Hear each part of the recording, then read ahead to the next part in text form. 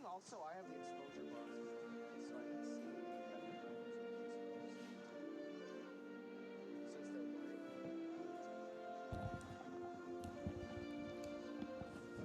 white. Oh, okay, I see that.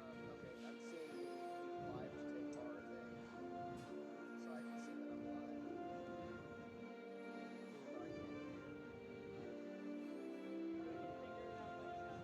Yeah, I'm just looking at Tyler. Right?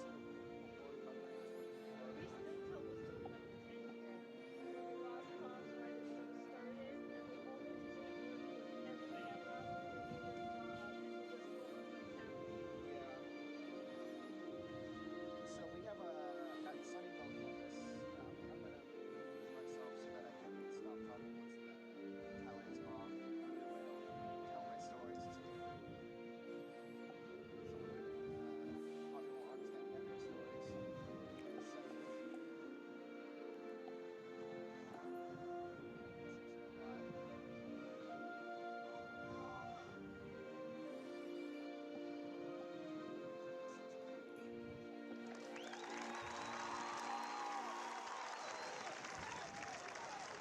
Ladies and gentlemen, your attention please. Your attention for a moment. One more important announcement before tip-off. We just received word up here in the press box that there is a red Ford Ranger. Okay, there we go. License plate I'm like 7. So the Sunnyvale campus now has an Archbishop camera. We don't have a comm for it.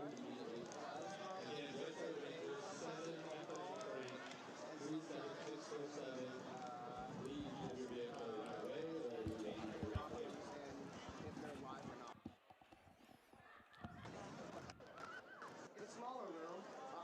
If I operate wireless camera, I pretty much just assume, I just look at the screen and see it.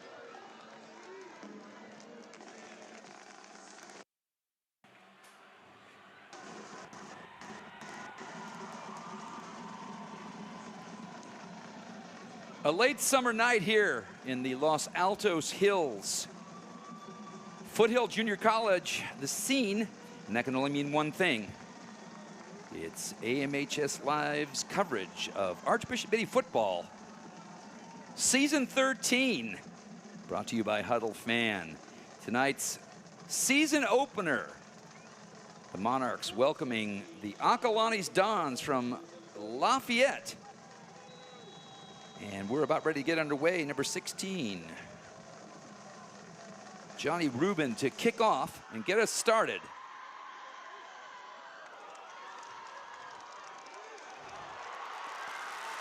And that's Noah Fishman with the big return, and he's going to take this one back to the house. We haven't been here for 10 seconds, and the Archbishop Mitty Monarchs have just taken the opening kickoff back to the house. Senior Noah Fishman, we'll be talking about him a little bit later. But Fishman rode a couple blocks early, found the seam and hit it. And just like that, with 13 seconds gone from the clock, the Monarchs have grabbed an early one-touchdown lead. And it'll be senior Chase Graff out for the point after attempt. I mean, we've been doing this game for like the past 5 years or so. Graff's kick is up, and it's good. And with 11:47 left to play in the first quarter, after 2 plays, it's Archbishop Mitty 7. The visitors from Acalanes, nothing. JT Hanley coming to you live. As always, so glad you could be with us on AMHS Live as we start out the 2026 season. The calendar says it's still summer, but there's already a feeling of autumn in the air. Clouds finally cleared away here in the Los Altos Hills earlier today. We got a little bit of rain. The stadium lights are on all over the Bay Area right now because this is the first Friday night of the 2026 football season. And we're going to be talking you through tonight's matchup. The Monarchs preparing to kick away. Back to receive for the Dons. Number 13, Finley Rivera, last year's leading receiver for Acalanes. And number 7, Max Volpain. And kicking off for the Monarchs, following on from that point after, will be senior lineman and place kicker Chase Graff. We'll be talking about Chase a little bit tonight too, as one of the foundation players on this 2026 version of the Monarchs. Graff booms a long kick end over end through the back of the end zone, as he often does. And Acalanes is going to take over. 1st and 10 from their own 20-yard line. The Dons finished the 2025 season with an impressive 11-1 record, winning the Diablo Valley League in a canter, and they earned the number 4 seed in the NCS playoffs last fall. They return the bulk of their high-powered offense, and they break the huddle right now with number 6, Tyler Winkles, at the helm. But before Winkles can take his first snap of the 2026 season, the officials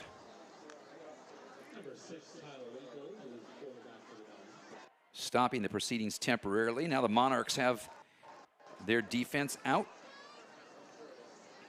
Our head referee sending one of the Dons back to the sideline for an unauthorized substitution.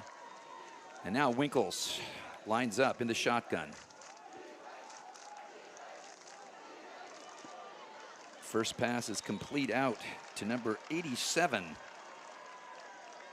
Sean Tandler, the tight end. And Tandler rumbles forward for, let's call it 9 yards. Bring up a 2nd and 1 at the Dons' 29-yard line. Winkles, play fake. He's looking downfield. And just like that, the Monarchs get the ball back. Number 6, Cash Ritchie, junior DB, played that one perfectly, as there was a lot of air under that ball from Winkles. And Ritchie, one-handed grab, bringing that ball down. And the Monarchs coming out of the gates absolutely firing on all cylinders right now. And we're going to get our first look at the new look offense under the direction of senior quarterback number 7, Tyler Bennett.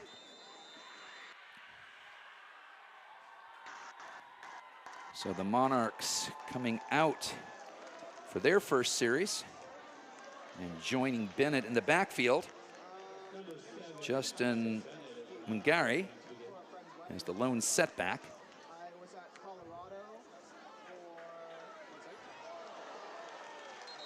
Bennett looking to set up a little screen there, but it's batted down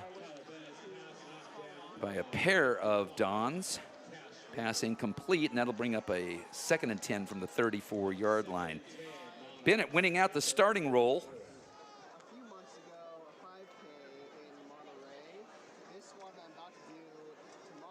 After serving most of last season as the backup quarterback.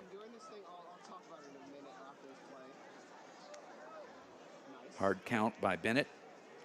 Now Mungari switches from left to right. Still is the lone setback. High snap, handed off to Mungari, and he's brought down behind the line for a loss.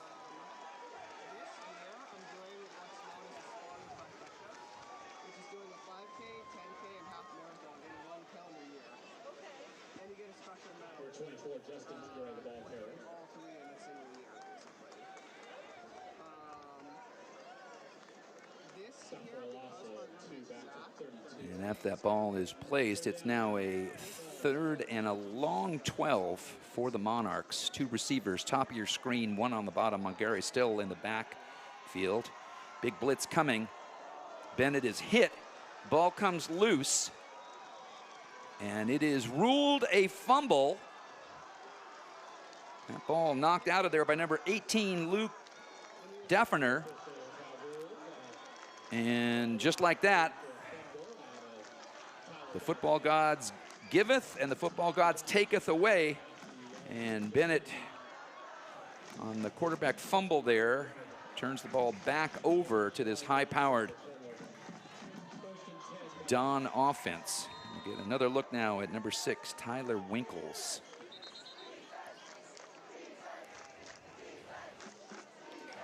Number 26, Joaquin Bordy, is the lone setback. 2 receivers to the top of your screen, 1 to the bottom. A high snap, and Winkles chases this back. Now, he's got good wheels. He runs a 4.4 40, and he manages to scamper and turn what could have been a disaster into a moderate loss on the play. Winkles, known for his arm. We'll talk a little bit about his stats and performance from last year, but he is underestimated also as a ball carrier, scoring 7 touchdowns with his legs last year, and he's a quick, fleet-footed young man. This senior number 6 drops back to pass. Finds his receiver wide open on the far sideline. That's Jackson Boselli, and Boselli will be one of the 2 main targets tonight, along with Finley Rivera, number 13, both returning seniors who had very productive seasons last year for Acalanes en route to a Diablo Athletic League championship. Delayed handoff goes to Joaquin Bordy, and nothing going right there as the Monarchs swarm forward. Actually tackled for a slight loss, and that's going to bring up a 4th and 2.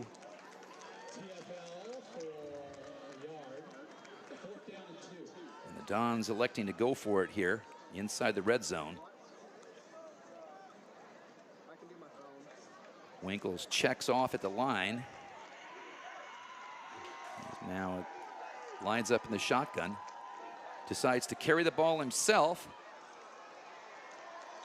And he rumbles forward and gets the first down on a nice second effort play by the senior quarterback.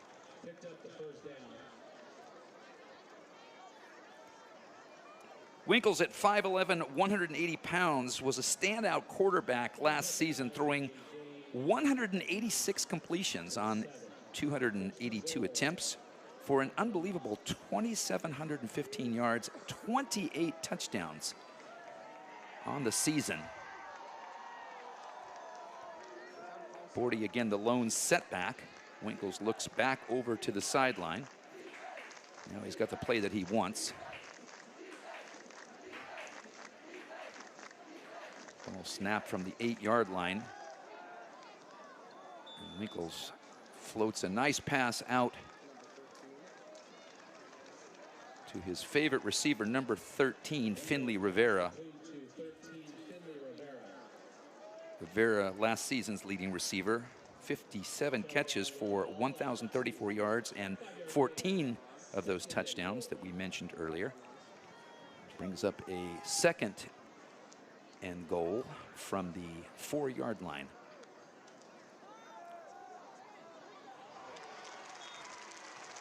Winkles looking for a Rivera route at the back of the end zone, just overthrowing his favorite receiver, and that's going to bring up a 3rd and goal with the ball, let's call it a long 3.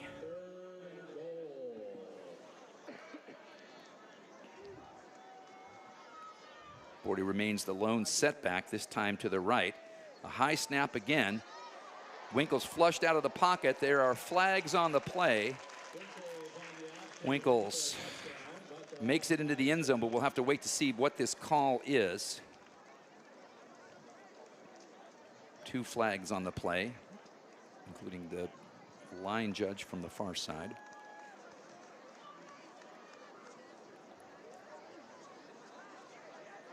Holding against the Dons, and so they're going to have to chalk that one off.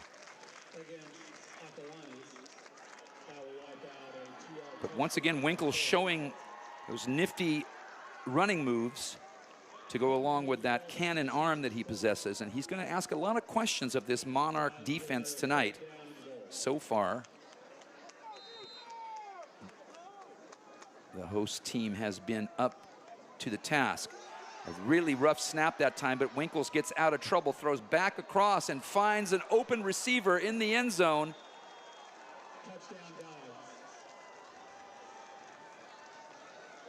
And that is a Don touchdown.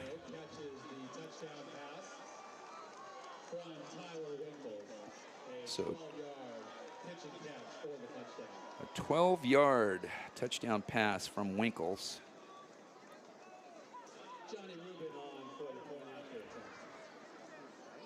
Number 16, Johnny Rubin, in for the point after touchdown attempt. Kick is up, and the kick is good. And now we're all knotted up at 7. 8:12 left here in the first quarter. And there may have been a flag on the play. There was a flag on the play. And so we may have to do this one again. False start on the Dons, and so the ball is moved back 6 yards. And Rubin this time will kick from the 15-yard line. 25-yard PAT attempt. Snap placed, kick is up, and the kick is good. So once again,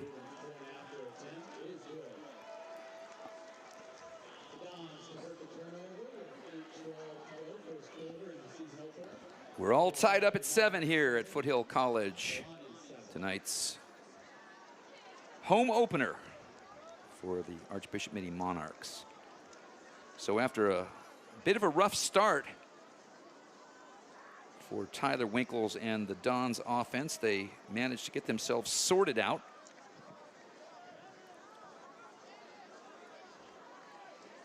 And capitalize on the Monarch fumble to get 7 points on the board and tie this game up at the midway point of the first quarter. Back to receive for the Monarchs. Number 11, Noah Fishman, and number 12, Brody Lacey. And once again, it's number 16, Johnny Rubin, to kick away for the Dons.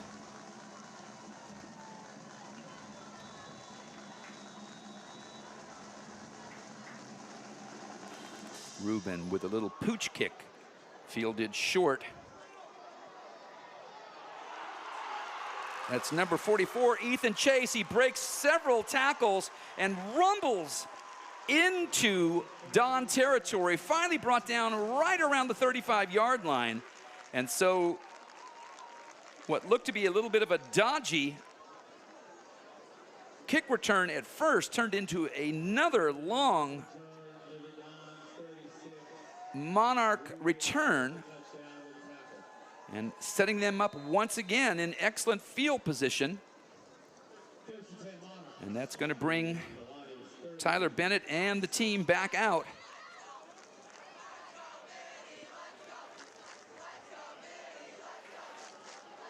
Number 24, Justin Mungari, remains the lone setback to Bennett's left. Takes the handoff, rumbles forward, breaks a tackle, and he rumbles forward for maybe 3 yards. We'll have to wait on the spot on that.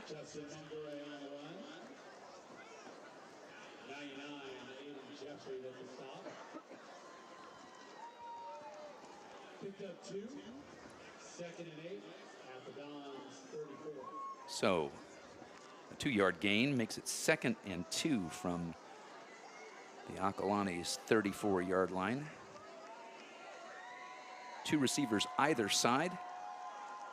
Bennett sails one out into the flat. There's a penalty flag thrown. That ball caught by Noah Fishman. And we have multiple flags on the play, so we're going to have to wait to see the back judge throwing the initial flag.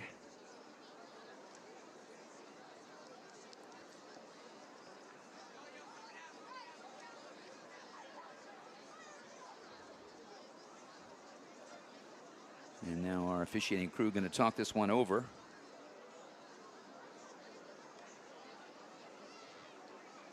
Defensive holding against the Dons, and that one is waved off by head coach Danny Sullivan, choosing instead to take the completion and gain for a first down. And after all of that, the ball is spotted on the 23-yard line, brings up 1st and 10. Mangari shifts from the left to the right. Bennett takes the snap, hands off to Mangari. Sweeps to his left, but brought down by Dax Vile. Good read by the linebacker, number 44 that time, who sprung into the gap and made a good shoestring tackle to prevent what could have been a big gain. It's going to be a loss of about half a yard. Let's call it 2nd and 11.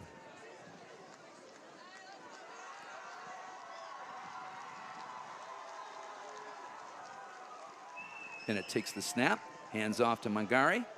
And this time he does get around the corner, busts several tackles before finally being forced out of bounds over on the far side of the field by number 20, Leland Stone, but not before another Monarch first down, and let's see where they place that. And that's going to be 1st and goal from the 10-yard line as the Monarchs putting together a nice drive, looking to answer. That was a 14-yard gain by the sophomore running back.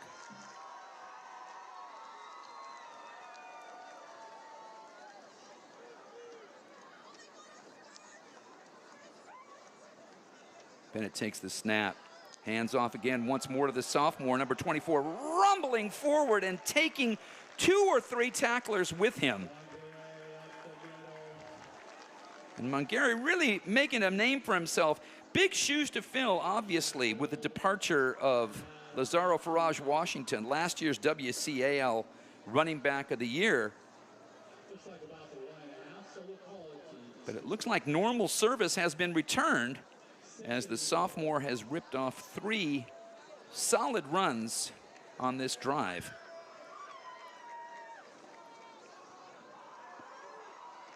High snap, hands off to Mangari, rumbles forward, and he's in for the touchdown. A meat and potatoes drive by the Monarch offense, putting them up once again, 13-7, with the PAT about to happen. That put a big smile on the face of Dean of Students, Lauren Bevilacqua. She just shaded by the booth, making her presence felt. Always a smile on the dean's face. Chase Graff puts more smiles on more faces as his PAT is up and good.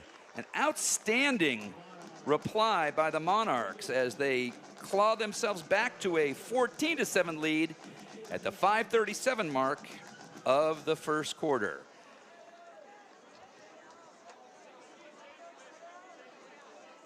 You may have noticed a couple of high snaps on several of these possessions. That might be attributed to the fact that there is a freshman starting at center for the Monarchs. Mateo Solario. Sorry, Mateo. Hope your fans are listening. Danny Sullivan described Mateo as a peer student of the game with a phenomenal field vision and maturity. And he's doing an amazing job out there right now, showing a lot of composure for a 9th grader, playing against a very, very solid intersection opponent. Expect to see a lot of great things from that young man.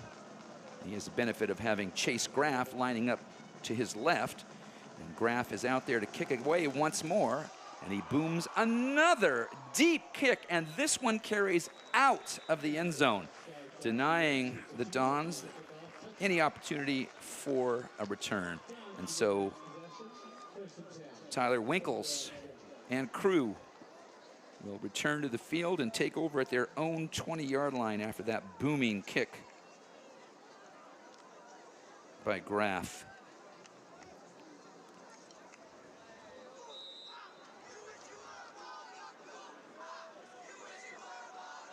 Dons break the huddle. 3 receivers, top of your screen. Another high snap, and as Winkles was attempting to field that, number 44, Ethan Chase, absolutely pole-axed the young man. Tackle for loss, and that one is gonna hurt.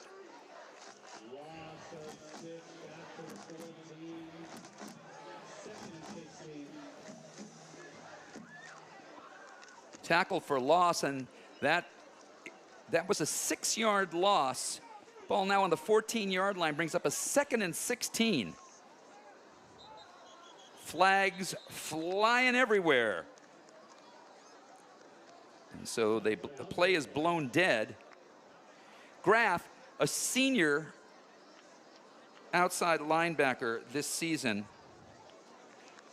is one of the more physical players on this Monarch defense. He brings chaos with him, the kind of chaos that Danny Sullivan and his coaching staff love.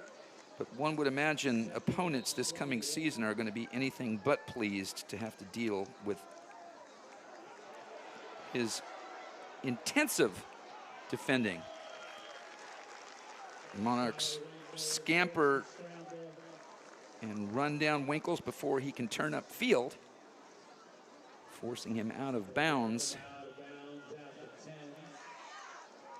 at their own 10-yard line. That's going to bring up a 3rd and 20.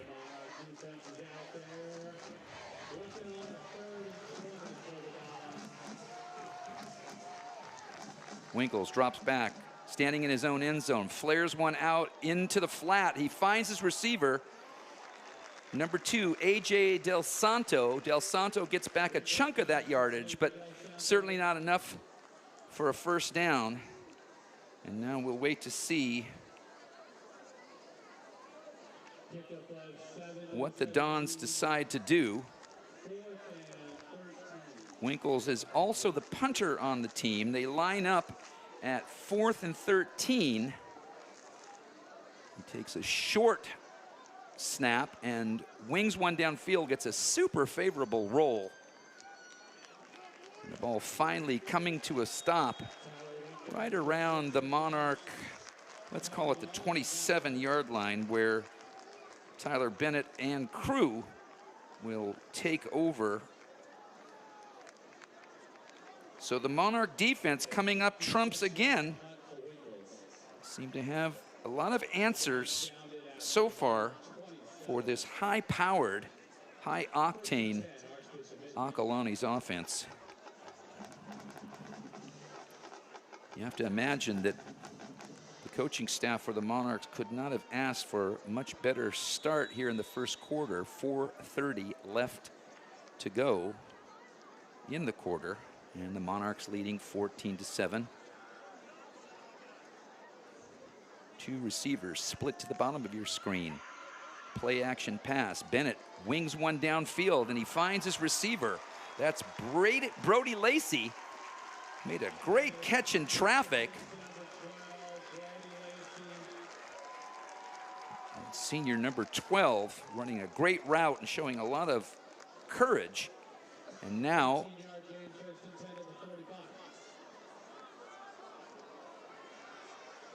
flags flying everywhere on that play.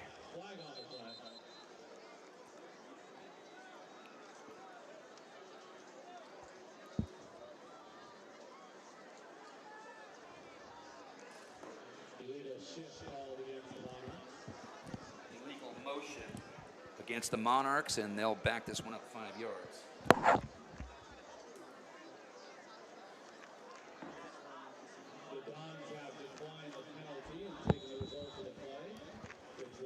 check that. Acalanes has decided to decline the penalty, and that'll bring up a 2nd and 10. Ball placed now at the Archbishop Mitty 45-yard line. 2 receivers bottom of your screen. 1 lone receiver up at the top. Mungare, the lone setback, takes a delayed handoff, picks his way through traffic, and rips off a solid 5-yard gain, and that's going to bring up a 3rd and 5 for the Monarchs.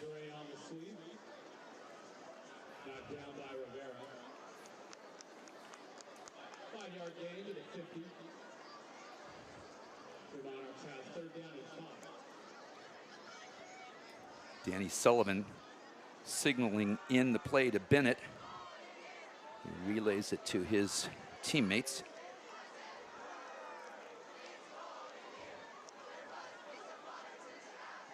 Bennett takes the snap, delayed handoff again. Montgomery rushes forward, and he stopped, looks to be just short of a 1st down, and now Sullivan and the coaching staff have a decision to make here. And based on how his defense has been playing, it looks like he's going to go for it. Ball placed squarely on the Acalanes 46-yard line, and that'll leave a 4th and 1. Ball is on the 46, 4th down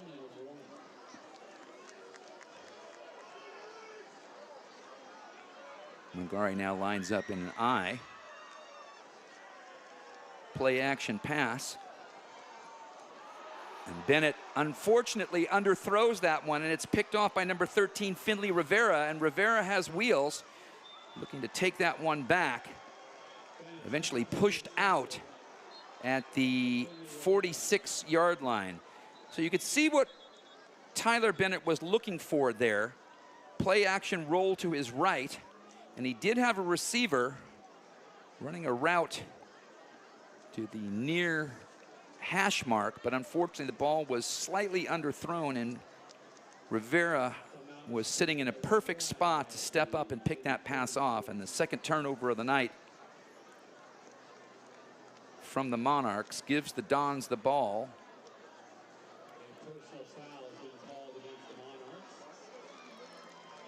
In Monarch territory, and a late personal foul that we're just picking up on right now is going to tack on 15 more yards. So adding insult to injury. And now the Monarchs will try to keep the Dons at bay. Acalanes in business from the Monarch 31-yard line. Play action.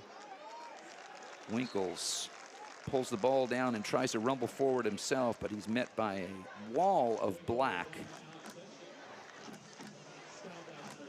Stopped at the line of scrimmage, so that's going to bring up a 2nd and 2.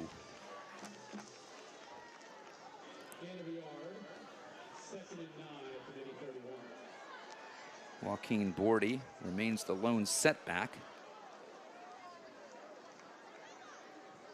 Winkles changes the play at the line. Bordy shifts from the right to the left. 2 receivers bottom, 1 up top. Winkles takes the ball himself, rolls to his left, cuts back to the middle of the field, eludes 1 tackler, 2 tacklers, and he has finally met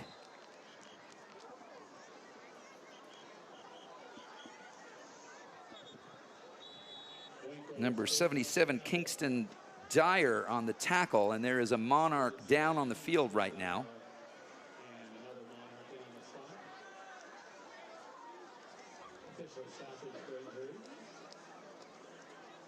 Hunter Hallis, one of the Monarch linebackers, is in a little distress right now. Chelsea Waldrop and her training staff out there quickly, and Hallis is back up on his feet, moving a little bit gingerly, but moving on his own power, and we'll hope the young man is able to bounce back quickly.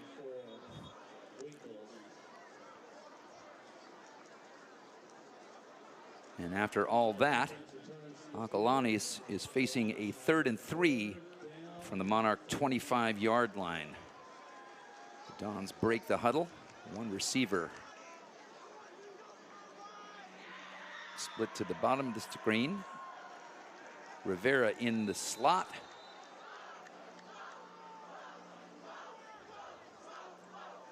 Tough handoff. Joaquin Bordy rumbles forward close to a first down. We'll have to wait to see exactly what this spot looks like.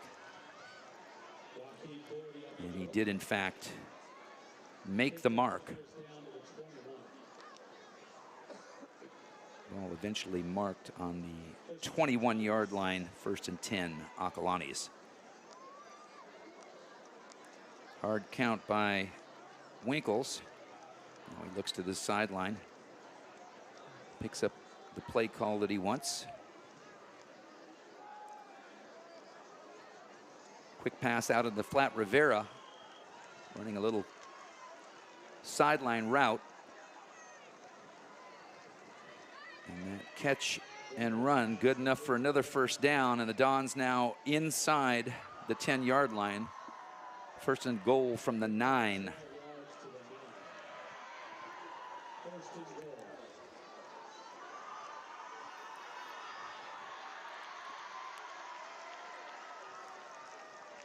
Rivera and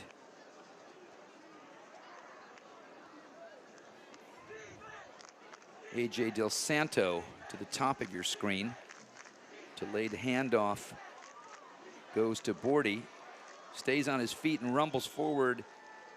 Looks like just inside the 5-yard line. Bring up a 2nd and goal, and clock now ticking under 30 seconds to go in the quarter. We'll see if Acalanes wants to try and get one more play off. And inside of 20 seconds, the Dons will get one more crack at it here before the end of the quarter. Hand off to Bordy. He rumbles forward and is met just short of the line. And that's going to keep the Dons out of the end zone for at least one more play. And as the siren sounds, we reach the end of quarter number 1 here at Foothill College. And the scoreboard reads, Archbishop Mitty 14, Acalanes 7. We'll be right back with Monarch football here on AMHS Live right after this.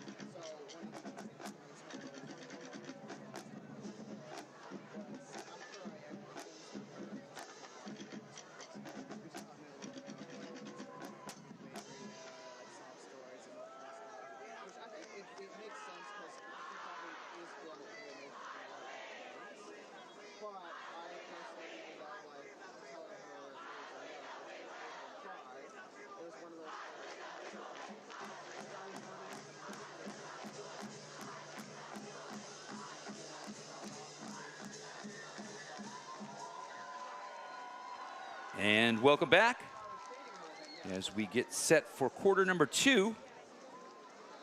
A capacity crowd. The student section just outside the booth here. Women's varsity goalkeeper Viv Baker, also now a key member of the flag football team, just outside the window, face decorated. It's luau night here. The student section festooned in Hawaiian garb. And Tyler Winkles trying to hula his way into the end zone, but he was met again by a crowd of Monarch defenders who actually forced Winkles back. Loss of, let's call it 4 yards on that one. That's going to bring up a 4th and 5. A lot of football left to play, but you'd have to say this is a big play early in this game. Winkles takes the snap. Chased out of the pocket, scrambles to his right.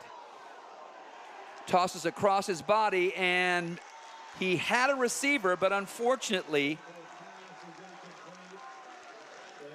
that receiver could not bring it down. That was Jackson Baselli, one of last year's favorite targets. There was a flag on the play, but it was against the Dons. And obviously that's been waved off. And so the Monarchs bend, but they don't break. And they keep the Dons off the scoreboard. Danny Sullivan now with the offense huddled around him. And I'm sure he'll be talking to them about the importance of showing composure in this possession as they take over deep in their own half.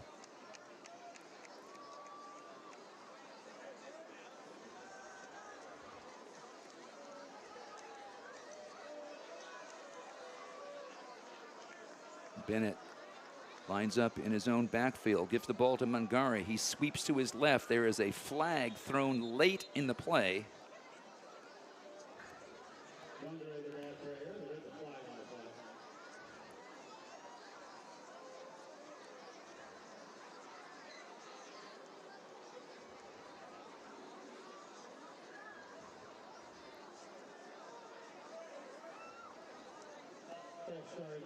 And that's a false start against Archbishop Mitty.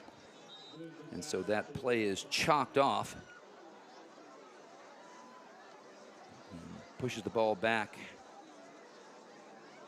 halfway to the end zone. The Monarchs now 2nd and 10 with the ball on their own 3-yard line.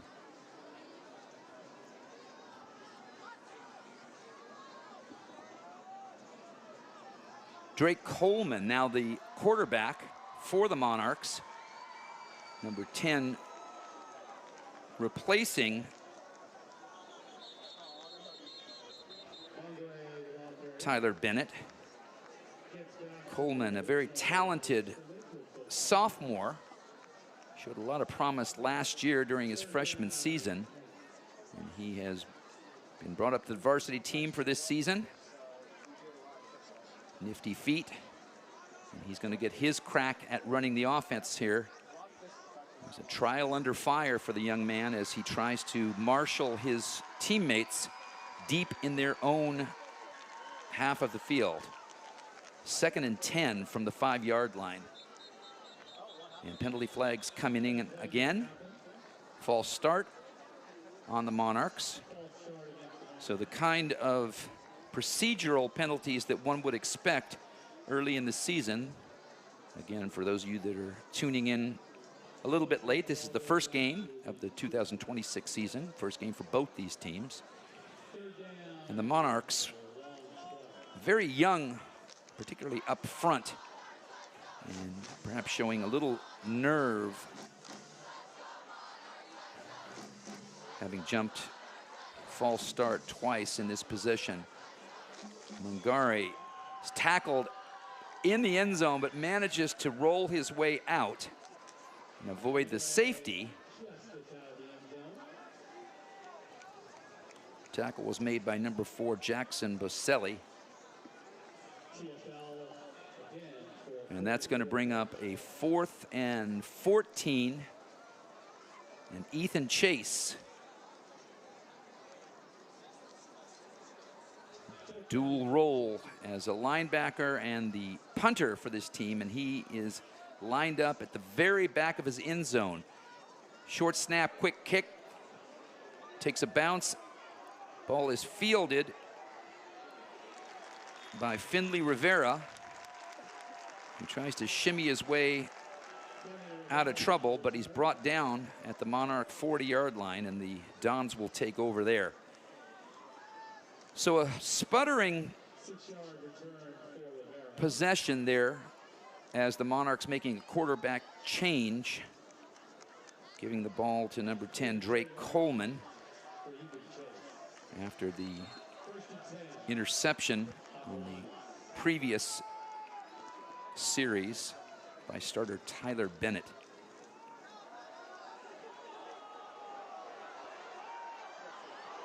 And that, ladies and gentlemen, is vintage Tyler Winkles, as he finds number 4, Jackson Boselli, on a 40-yard touchdown. And the Dons find an answer as they pull to within 1 point with 8:37 left until halftime.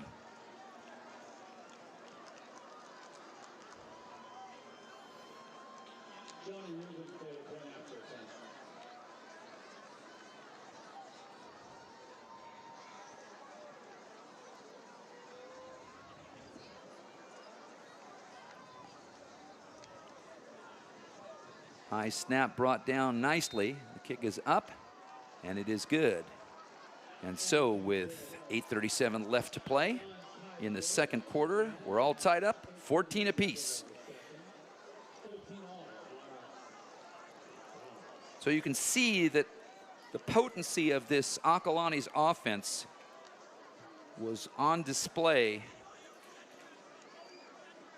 as senior Tyler Winkles drifted back calmly in the pocket and then aired out a 40-yard strike to one of his favorite receivers, number 4, Jackson Boselli.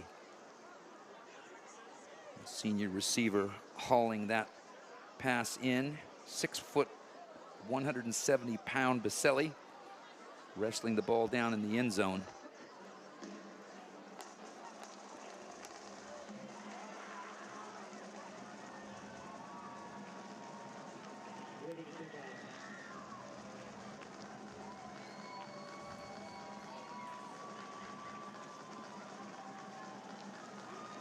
And so back to receive for the Monarchs once again, number 11, Noah Fishman, and number 12, Brody Lacey.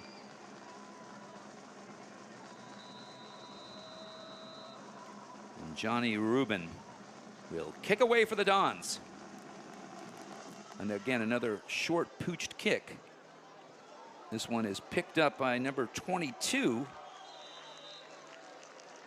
by Longi Tongi. And the senior running back, linebacker, rumbles forward and gives the Monarchs good field position after that tricky pooched kick. And the Monarchs will take over their own 35-yard line. Coleman remains the quarterback for the Monarchs.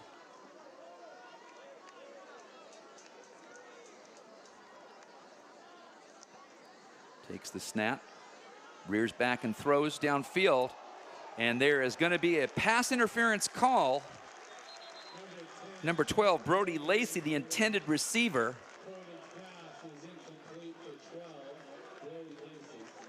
And Santi Felix would appear to be the offending party. We'll have to wait and see.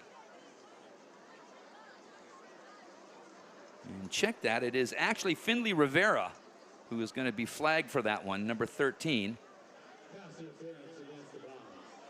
And so the Monarchs will take the penalty and the yards, and most importantly, the downs, as they get a first down now with the ball squarely at the 50-yard line.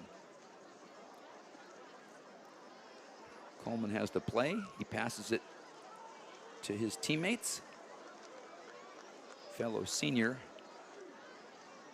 Justin Mungary in the backyard. Mungary takes the handoff, rumbles forward, and crashes headlong into number 44, Dax Vale. In his second effort there, Justin manages to get, let's call it 2 yards. So we'll bring up a second and a long 8.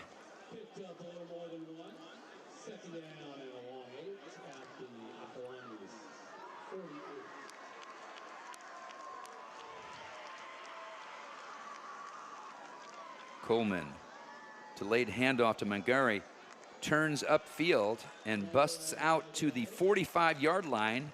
Nifty little run there by the sophomore running back, and that's going to make it 3rd and 5.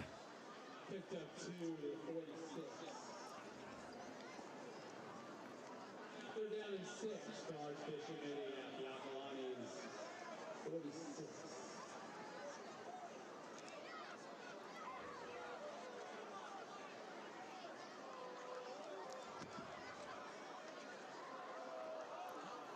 Two receivers at the bottom of your screen. Noah Fishman goes in motion, and the pass is intended for Fishman. Found a nice seam between the numbers and the hash mark on the far side of the field, but the ball sailed just a little over his head, and that's going to bring up a 4th and 6. Danny Sullivan with a decision to make here. And it looks like he's going to keep the ball in the hands of his sophomore quarterback rather than bring out the punt team.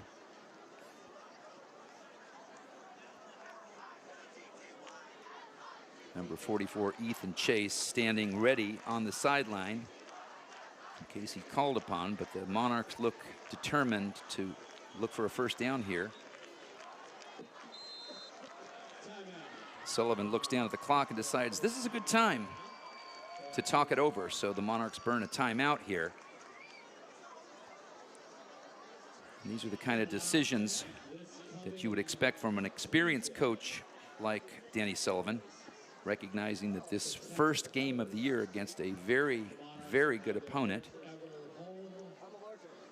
requires execution in key moments. And as his team stares down the barrel of a 4th and 6, Sullivan decides to burn a timeout and make sure that everybody's on the same page.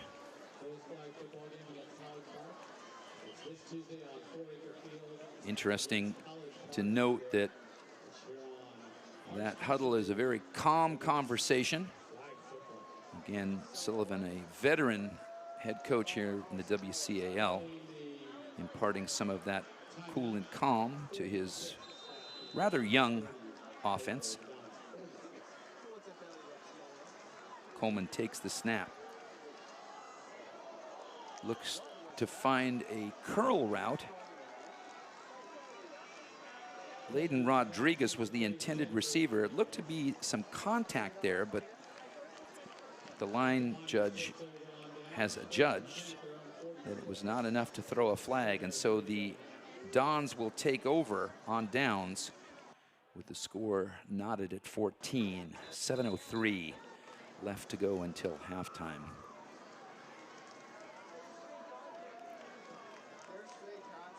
Two receivers split wide. Slot receiver underneath. Passes flung out up high. Hunter Hallis with an excellent tackle there to prevent a bigger gain.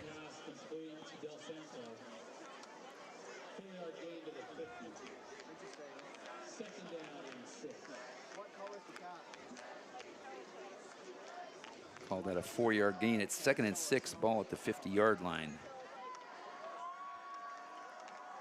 Winkle's trying a hard count there. Now he checks off once again. Two receivers near sideline, one at the top. And that ball intended for Jackson Baselli, but Winkle's putting a little bit too much heat on that one as the ball sails over Baselli and out of bounds, incomplete. And that's going to bring up a 3rd and 6.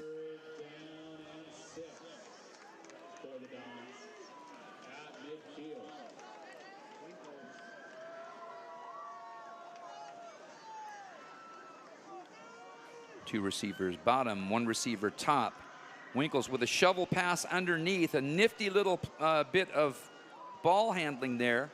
And it looks like the Dons are going to move the sticks here.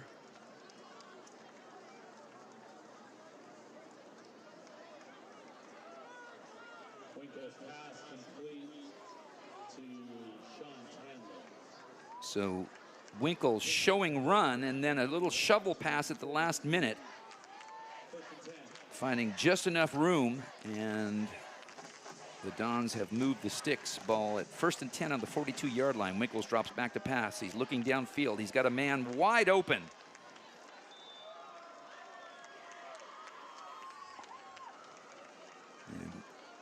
excellent pass sailed out to the top.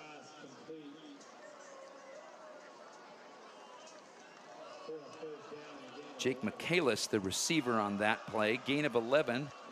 And the Dons continue to move the sticks on this drive. High snap, play action pass, flare out into the flat.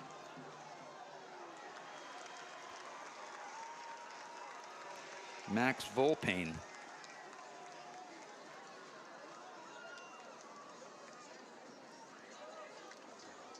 And check that, it was actually A.J. Del Santo, the tight end.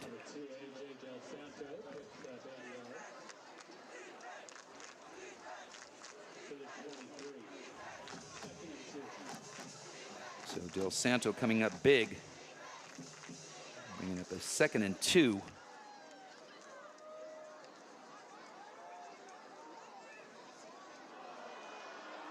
And that is the connection that worked 14 times last season as Winkles finding Finley Rivera in the seam, and Rivera with a nice bit of running after the catch for another Acalanes touchdown. So the senior quarterback beginning to find his rhythm a little bit better than he did in the first quarter. We remind everybody that this is the first game for both these teams. And so working the rust out on both sides. But as of right now, the senior quarterback for the Dons seems to be hitting his straps a little bit faster as the Dons now pull into the lead 21-14 with 4:52 left to go on the clock.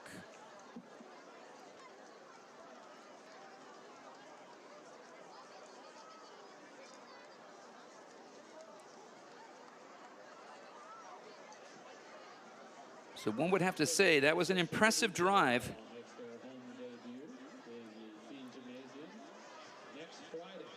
By Acalanes. Mixing up runs and passes. And you can see the quality that this young man, Tyler Winkles, possesses as he worked through his reads on those plays and found open receivers, short and long, to give the visitors a 7-point lead with 4:52 left on the clock.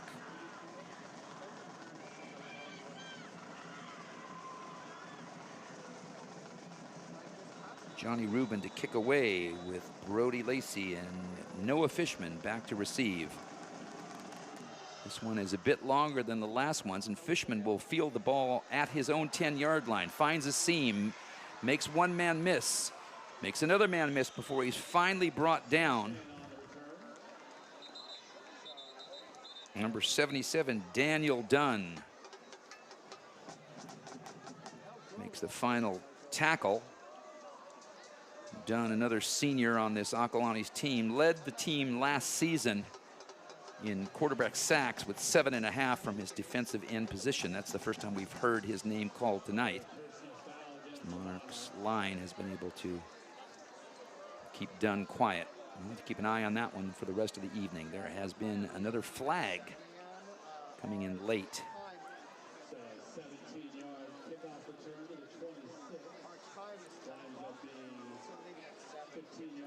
And a 15-yard personal foul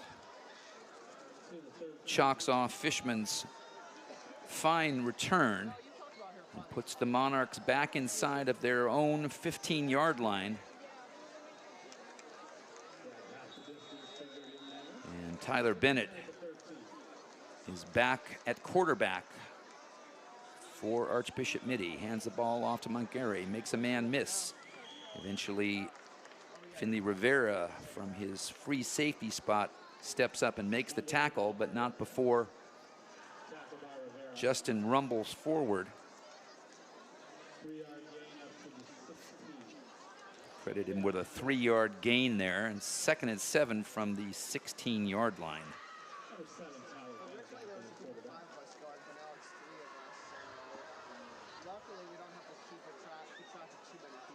Monarchs come out 2 receivers to the top of the screen, 1 on the bottom.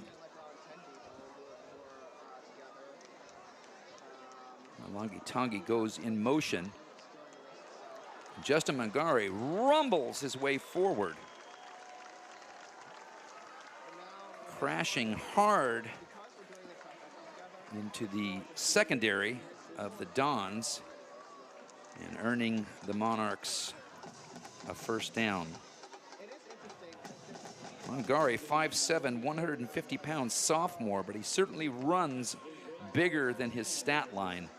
And he showed a lot of heart and desire there as he gives a little bit of breathing room to Tyler Bennett and the rest of the offense.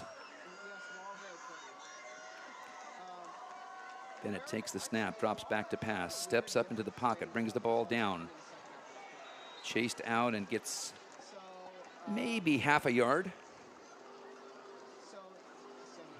Clock continuing to run at 3:10 until halftime. We got plenty to talk to you about at halftime, plus lots of entertainment. The Archbishop Mitty Royals, award-winning dance team, will be performing, as they always do, here at Foothill College. 2nd and 9.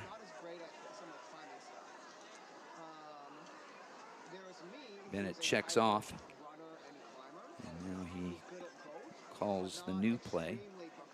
Takes the snap, drops back into the pocket, little flare pass out to Fishman, and unfortunately the ball sailed. Fishman unable to bring that one down, and he scrambled after it to make sure that it was not a live ball, but it had been whistled dead as a forward pass. So that incompletion brings up a 3rd and 9 from the 25-yard line.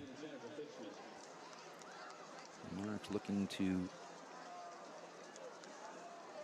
make an impression before halftime, and at the very least keep the ball out of the hands of Tyler Winks before the intermission.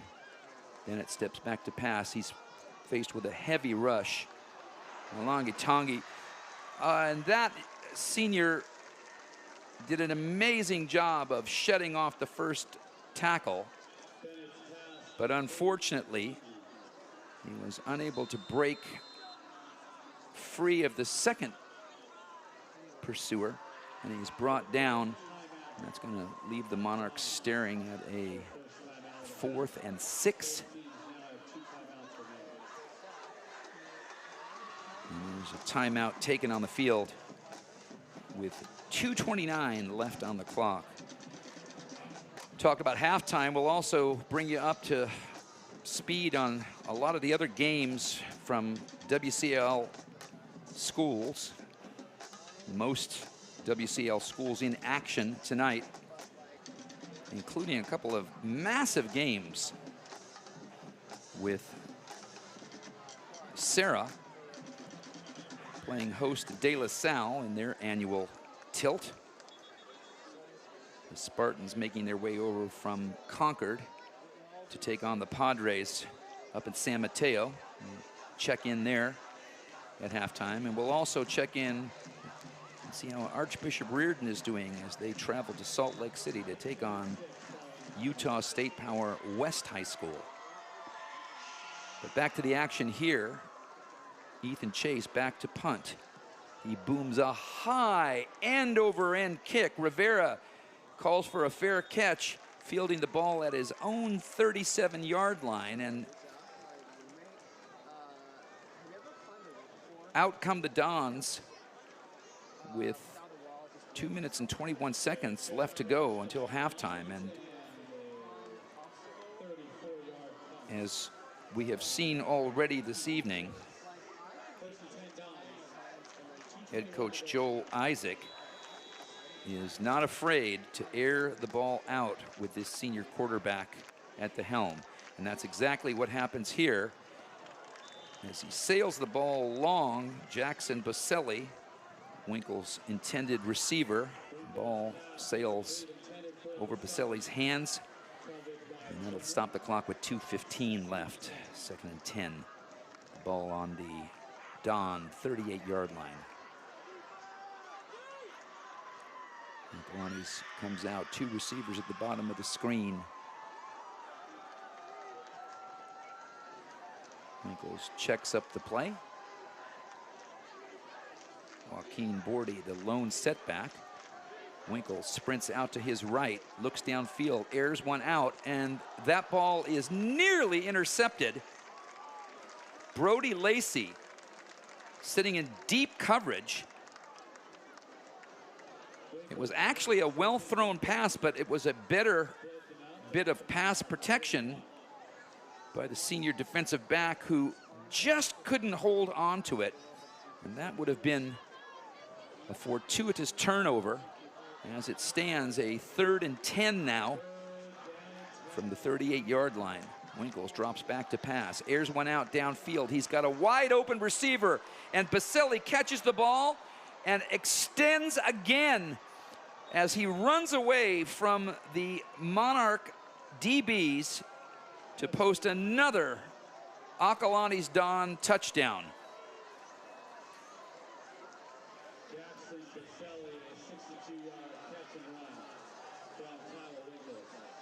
So a 60-plus yard touchdown pass. And Winkles picking up right where he left off last season.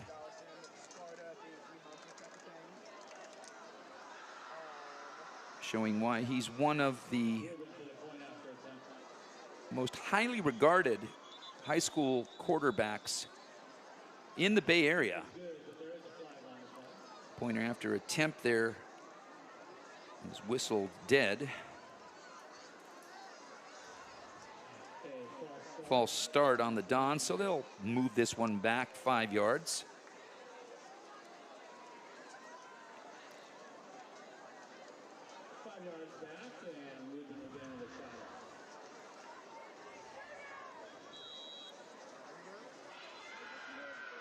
And Johnny Rubin will try this one again, this time from the 15-yard line. 25-yard PAT. The kick is up, and the kick is good. And so, with 1:56 left to go until halftime, it's Acalanes 28, Archbishop Mitty 14. This is exactly what we were talking about when the Monarchs were unable to pick up that first down on their last possession, getting the ball back in the hands of Tyler Winkles and this high-powered Dons offense. And Winkles wasted less than a minute in going vertical and finding one of his 2 standout wide receivers. Baselli and Rivera, not only standouts here on the Acalanes football team, both those young men track stars for the Dons as well, and it's easy to see from the foot speed that they've displayed so far why that's the case.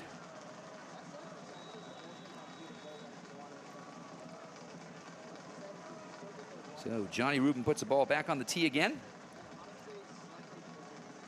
Fishman and Lacey deep to receive. And Rivera pooch kicks the ball. Awkward bounces. This one is picked up,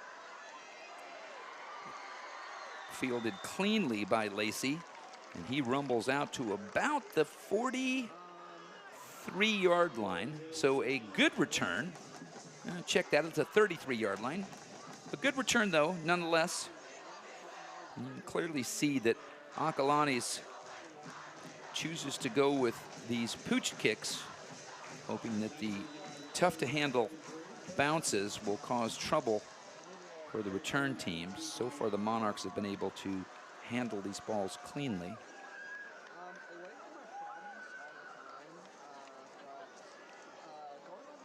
And Tyler Bennett, senior quarterback, comes back out again with the offense. So we've seen both Monarch quarterbacks tonight. Bennett now returning with 1:50 to go. He airs one out. And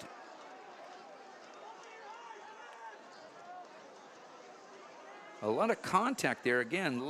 Landon Rodriguez running a route was literally chopped down by Findlay Rivera.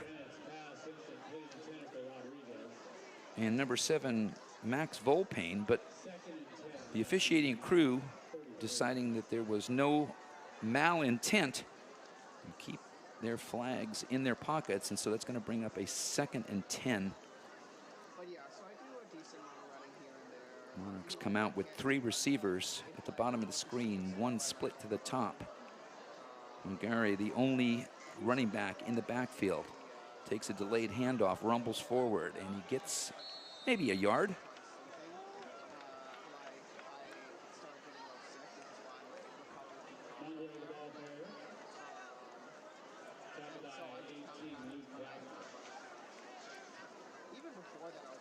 Luke Daffner, number 18, on the tackle for Acalanes. And so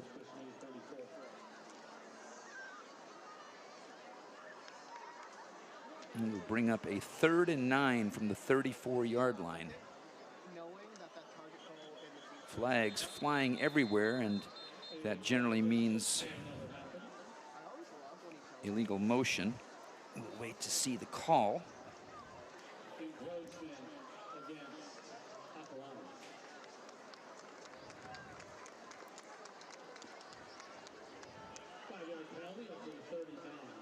And just like that, my powers of prediction are revealed to be sorely lacking, as it was in fact the Dons who were called for encroachment. And so the Monarchs pick up a bonus 5 yards. It's now 3rd and 4. 2 receivers split either side. Montgomery, the lone setback. Bennett back to pass, sails a ball out. And that ball is picked off by number 27, Mason Anderson.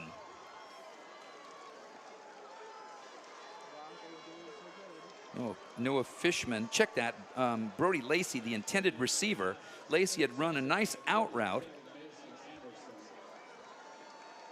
And Bennett found his receiver, but hung the ball up a little too long, put a little bit too much air underneath that ball. Don's able to make a play on that. And there are now 58 seconds left for Tyler Wilkes to go to work here. And he does just that, finding A.J. Del Santo.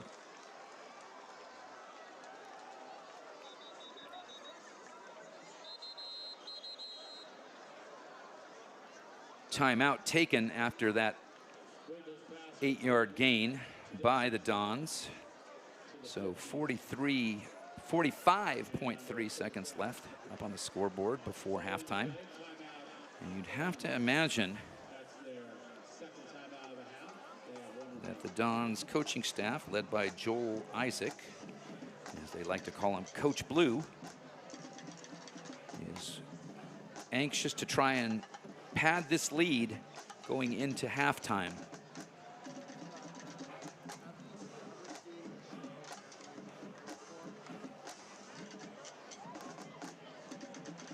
And after that timeout, 2 receivers split either side. Bordy, the lone setback. Winkles drops back to pass. He's chased out of the pocket. He finds his secondary receiver out wide. That's number 15, Finn Aiken. And Aiken is pushed out of bounds.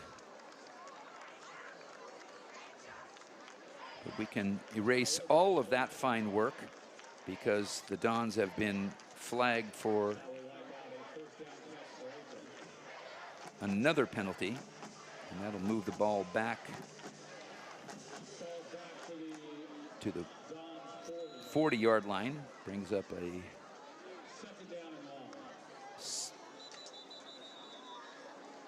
and flags again. False start against the Dons. So despite their ability for high octane offense and execution, First game jitters are just as much a challenge for Acalanes here at Foothill College. 2nd and 17. Winkles flares a ball out and finds his favorite receiver, Finley Rivera. The senior wideout makes a sliding catch. And the Dons get back a good chunk of real estate. The ball now marked at the, let's call it the 47-yard line. And we'll bring up a 3rd and 6 with 29.4 left on the clock. Acalanes decides to call their last timeout of the half. Coach Blue with a short chat with the offense and then sends them right back out. Monarchs determined to try and keep these Dons off the scoreboard as they head into the locker room. Full on blitz. Ethan Chase chases out of the pack. Big hit there on the receiver, number 2, AJ Del Santo, and the ball popped out, but then bounced harmlessly out of bounds, and so Del Santo's catch good enough for another first down. That'll move the chain and stop the clock with 22 seconds left to go in the half. Number 44, Ethan Chase, nearly broke through on that blitz. Winkle's able to get the ball out in time, and now he drops back once again. He looks downfield. He's flushed out of the pocket, moves to his right. He's looking, he's running, and he manages to get out of bounds. And that scramble manages to gain about 7 yards.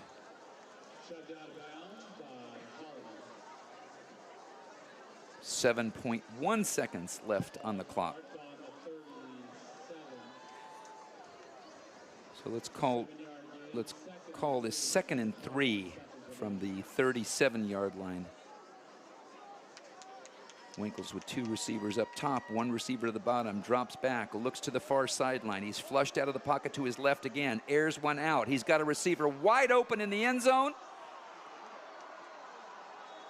And once again, it's the Winkles to Rivera show as the 2 seniors link up on a 37-yard touchdown pass. And so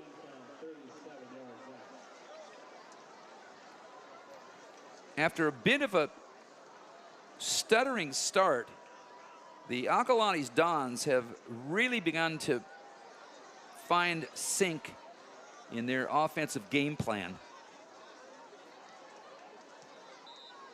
as they have managed to put up 3 touchdowns in a little bit less than 4 minutes of offensive possession. And that last play was the last play of the half. So as both teams leave the field, we take a look at the scoreboard at halftime. It's the Acalanes Dons 35, Archbishop Mitty 14. You're watching Monarch Football here on AMHS Live. We'll be right back.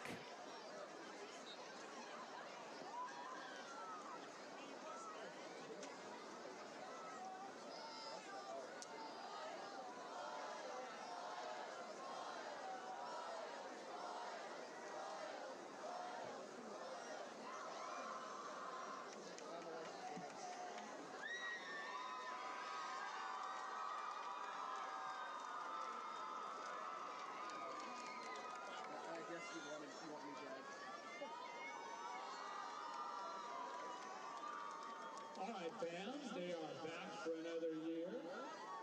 They dominate. They're awesome. They are your Archbishop Mitty.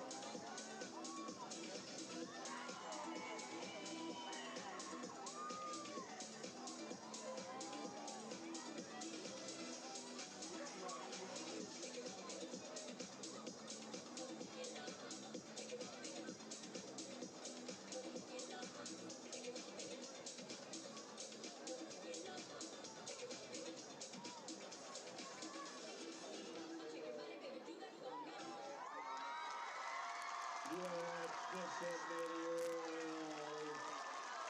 As always, underneath the low production.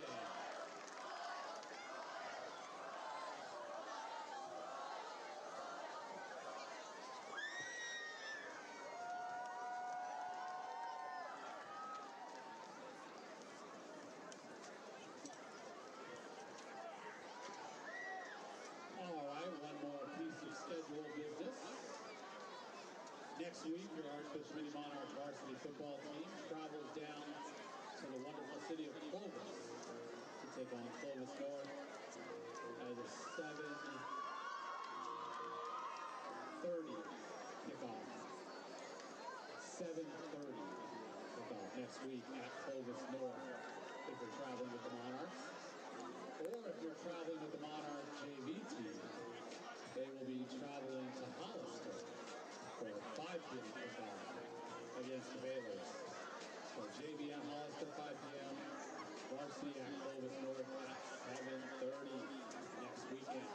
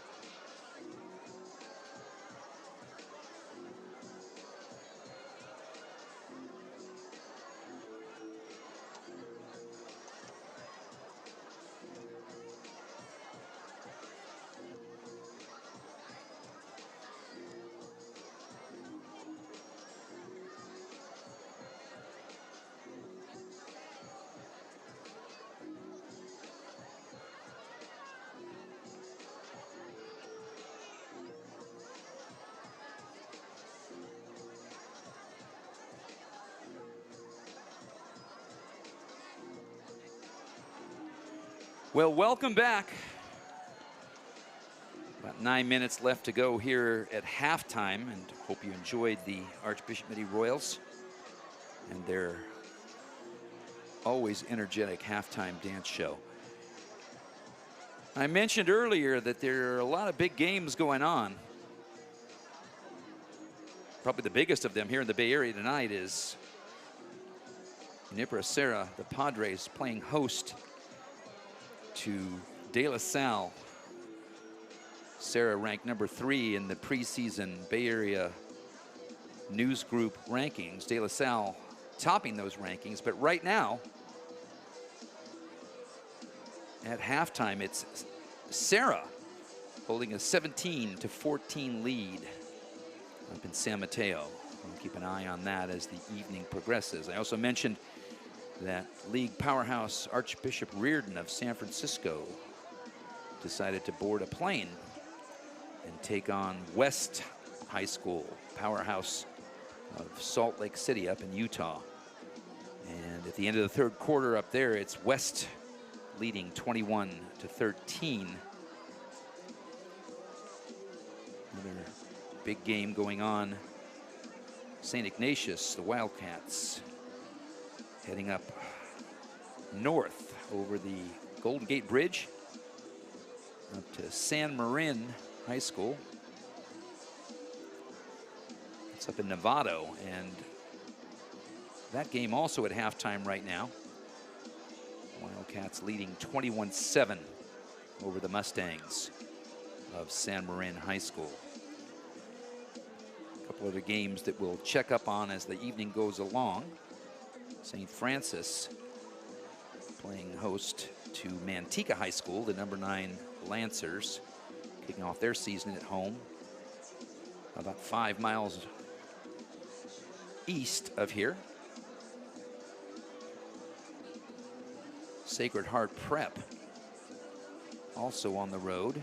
All three of the San Francisco members of the WCAL taking to the road for their opener.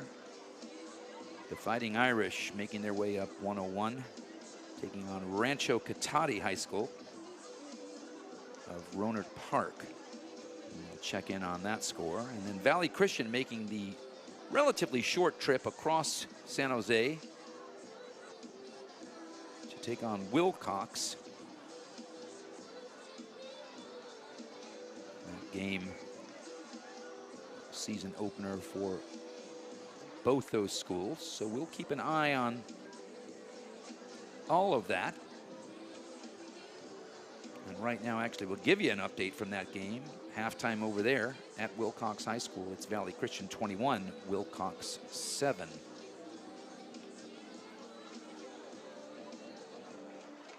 So a lot of big games going on as the 2026 season heats up.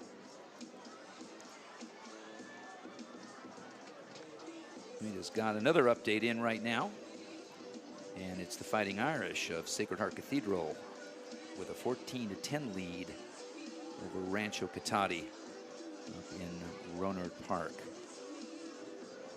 So we'll keep a watch on everything that's going on in the local WCAL football scene.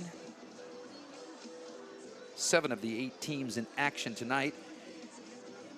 Bellarmine College Prep, the lone Saturday game, as the Bells will be making their way down Highway 101 to Morgan Hill for a 1:30 kickoff tomorrow against Sobrato.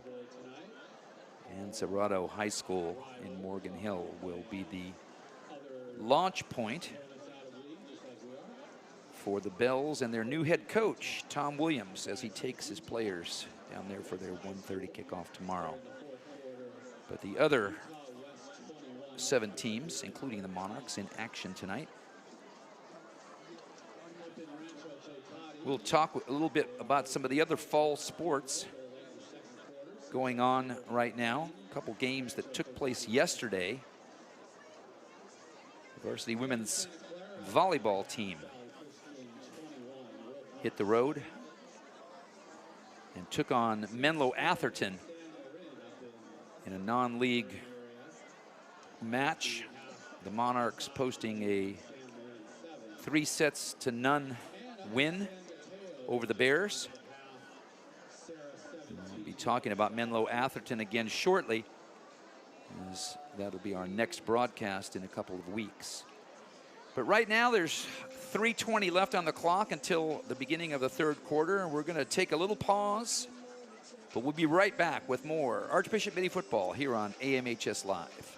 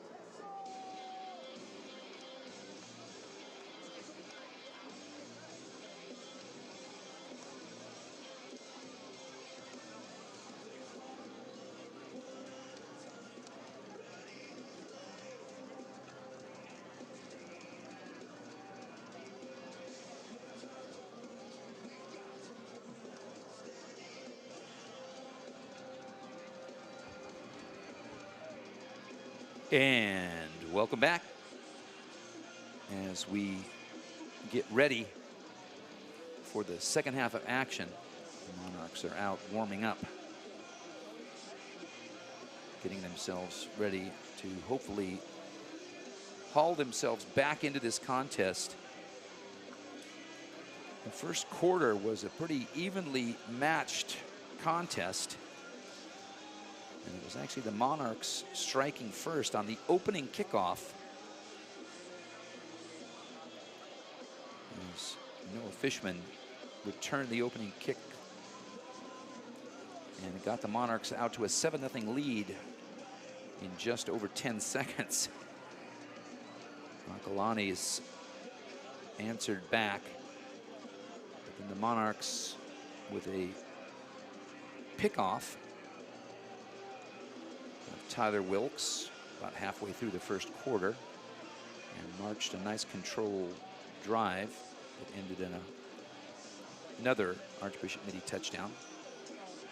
But at that point, Winkles and the offense began to click as they took over around midfield, marched the ball down the field to tie the game at 14, and ever since then it has been one-way traffic as the Dons have posted 3 unanswered touchdowns with the strength of Tyler Winkles' arm and the outstanding pass catching and running of his receiver corps, led principally by number 13, Finley Rivera. So a big test here for the Monarchs in the second half. Reminder again that while the Monarchs scored on the opening kick, that was a byproduct of Acalanes winning the toss and then deferring so they could receive the ball in the second half. The Monarchs will have the strong leg of senior place kicker Chase Graff. Graff's first 2 kickoffs in the first half, sailing out of the back of the end zone, preventing any kind of return.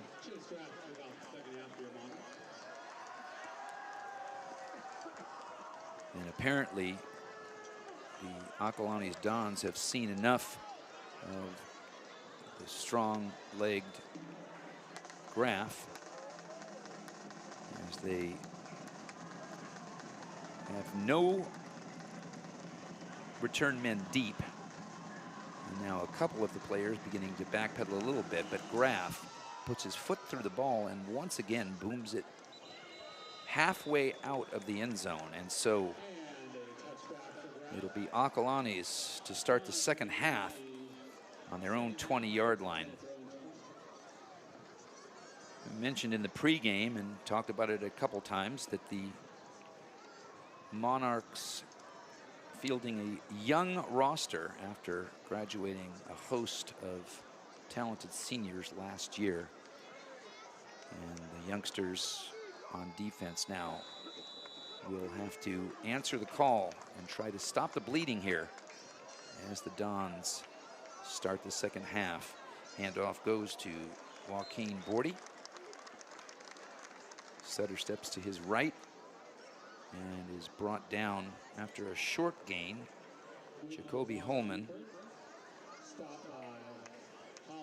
Holman there with a quality tackle. Actually loses a yard, and it'll be a 2nd and 11 from the 19. Winkles drops back into the pocket. He's chased out to his right again.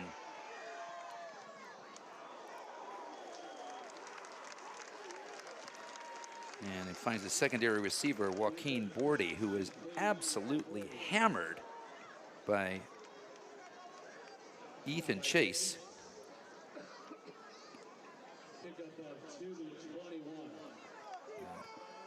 2-yard gain, and it'll make it 3rd and 9 from the 21-yard line. 2 receivers top of the screen, 1 to the bottom. Winkles airs one out. He's got a man open. And guess who? Number 13, Finley Rivera, with a sliding, falling catch. One of the things you'll notice about these Don receivers is they run excellent routes. Finley knew exactly where he needed to get to move the sticks, and made his catch with a yard to spare. Bordy, the ball carrier, rumbles forward, maybe for a couple yards.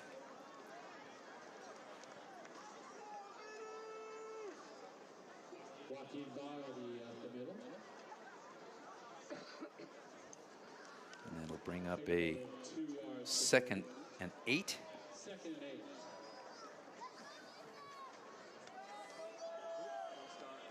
And before the play can get run, there are flags a-flying.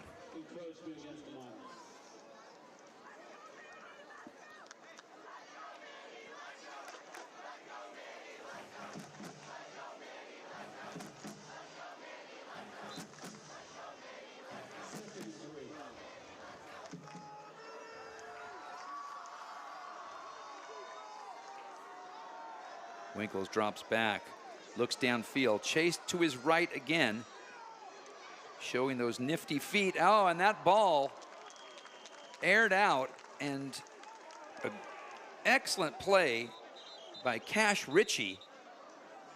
And some afters over on the Monarch sideline. There is a flag tossed. And our head referee now having a conversation with Danny Sullivan and the Monarch coaching staff.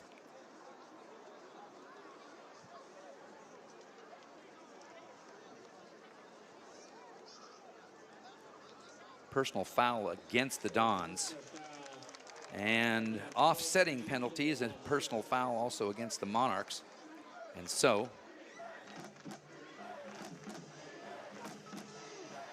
the afters amount to nothing. And it'll bring up a 3rd and 3 from the 30-yard line.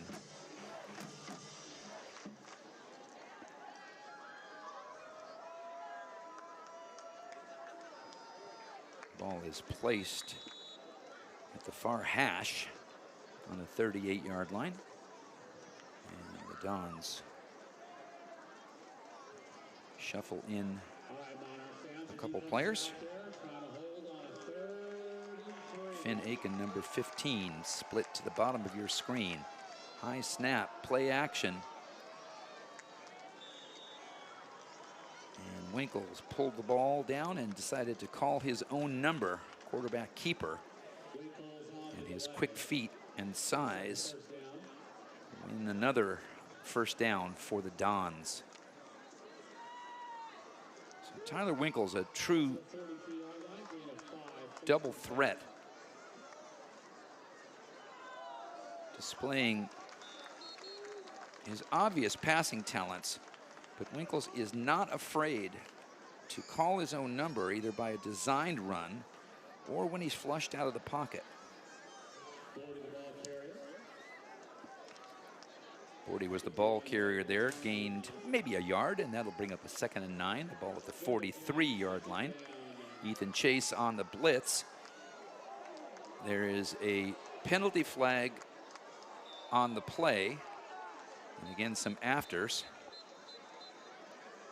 Chase looked to be held on that blitz. He had an almost unobstructed run at Winkles, and number 71, Grady Branagh,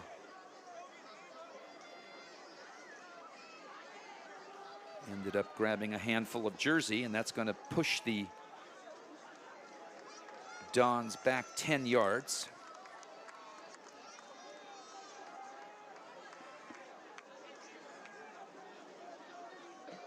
So a couple of ill-disciplined moments for Acalanes, opening the door just ever so slightly for the Monarchs.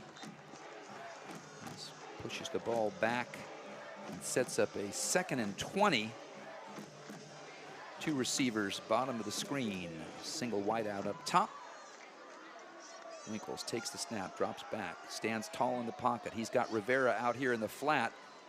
Rivera evades one tackle and is finally brought down. Number 33, Connor Harrington, with the tackle.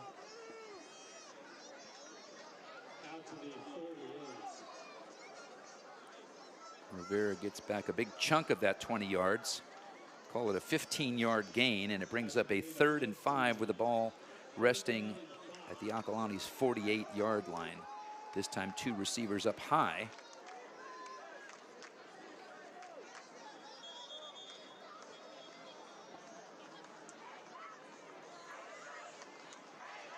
And a piece of stray equipment is tossed back to the Acalanes sideline by the back judge, and now we'll reset here.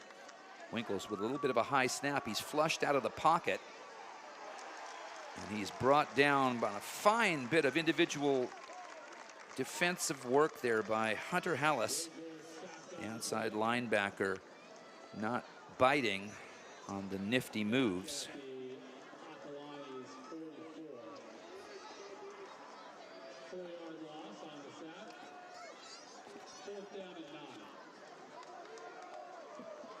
So it's 4th and 9, and Winkles drops back to punt.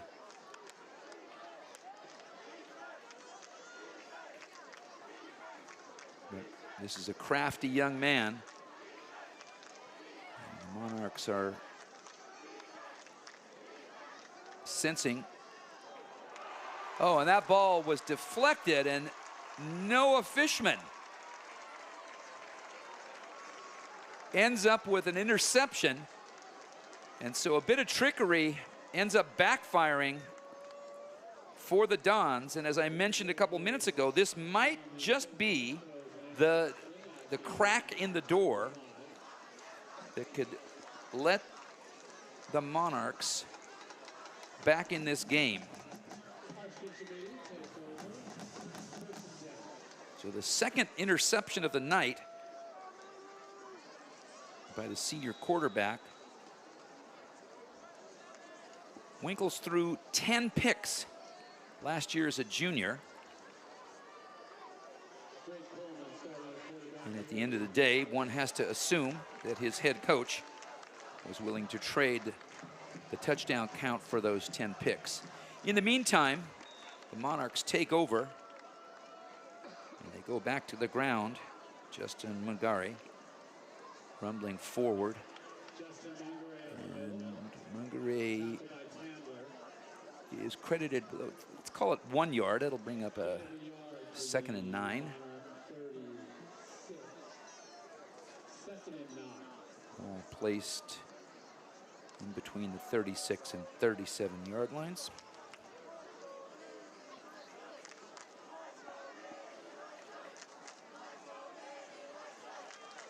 Mungari, the ball carrier again, nothing going. He uses a bit of second effort there and might have eked out a yard, but not a whole lot more than that. And so that's going to bring up a 3rd and long.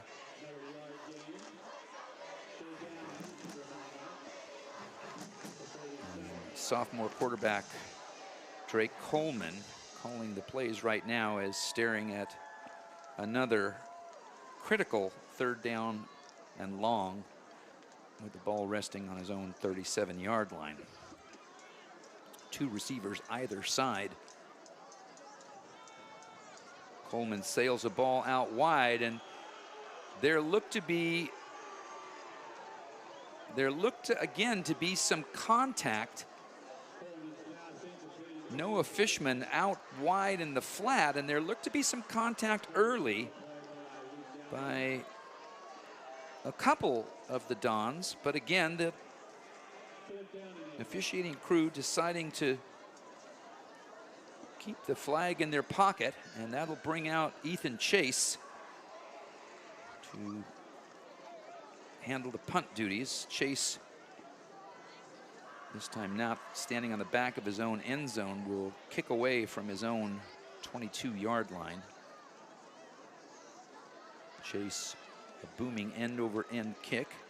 Rivera lets the ball bounce, and it takes a very favorable roll. The Monarchs able to pin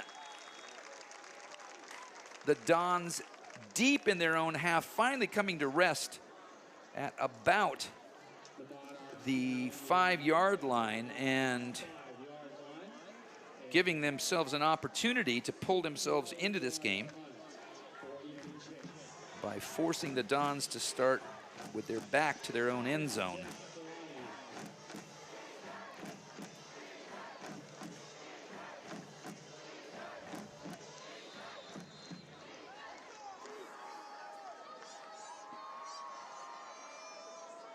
Ball is handed off to Bordy, who rumbles forward for a couple yards.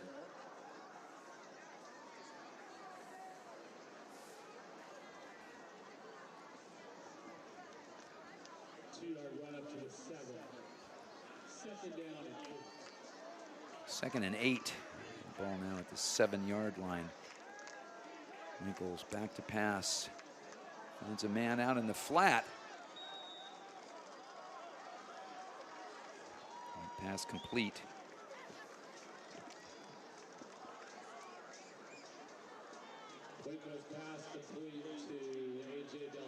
It's A.J. Del Campo, number 2. Check that.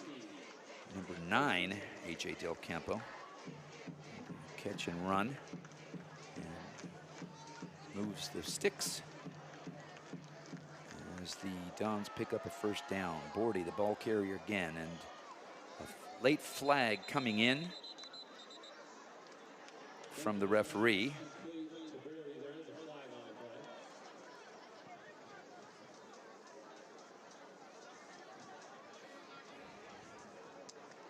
Mannix Jennings a little slow to get up there for the Monarchs.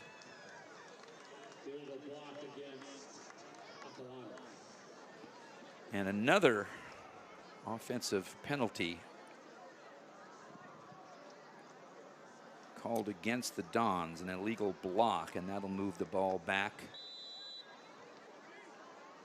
5 yards, and that brings up a 1st and 15.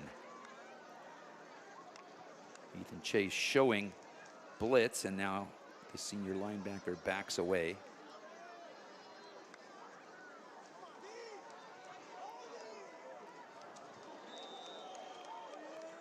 And Winkles fires a ball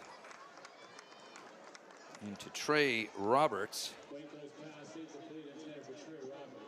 The ball is incomplete, and that's going to bring up a 2nd and 16. Monarchs showing blitz on the last couple of pass attempts, trying to get at the fleet-footed senior quarterback. Winkles flares a ball out into the flat. Number 2, A.J. Del Santo.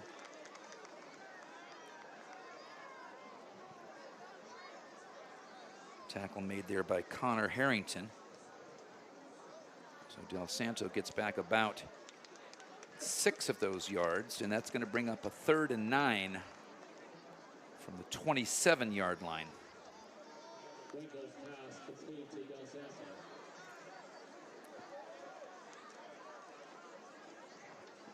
So Rivera takes a break.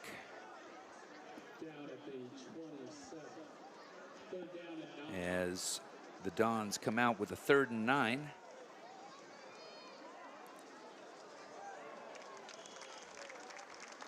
And Del Santo again, the receiver. And he's tackled after a short gain. And that's going to bring up a 4th and call it 6 yards from the 30-yard line.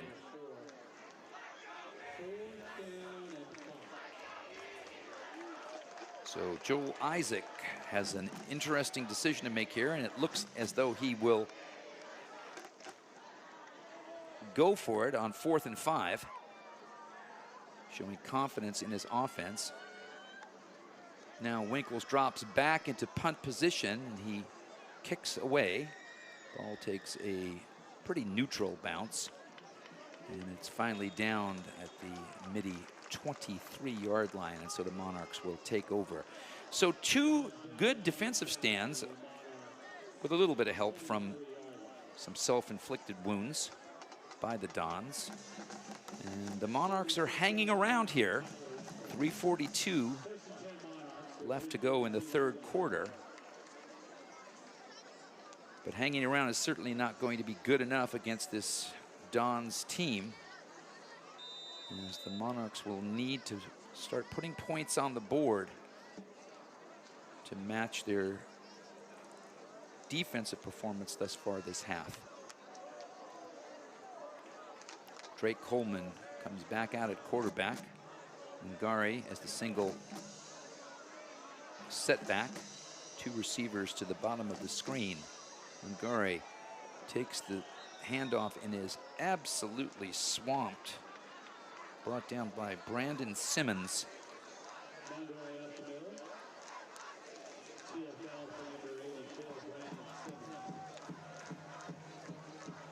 Number 88, Simmons.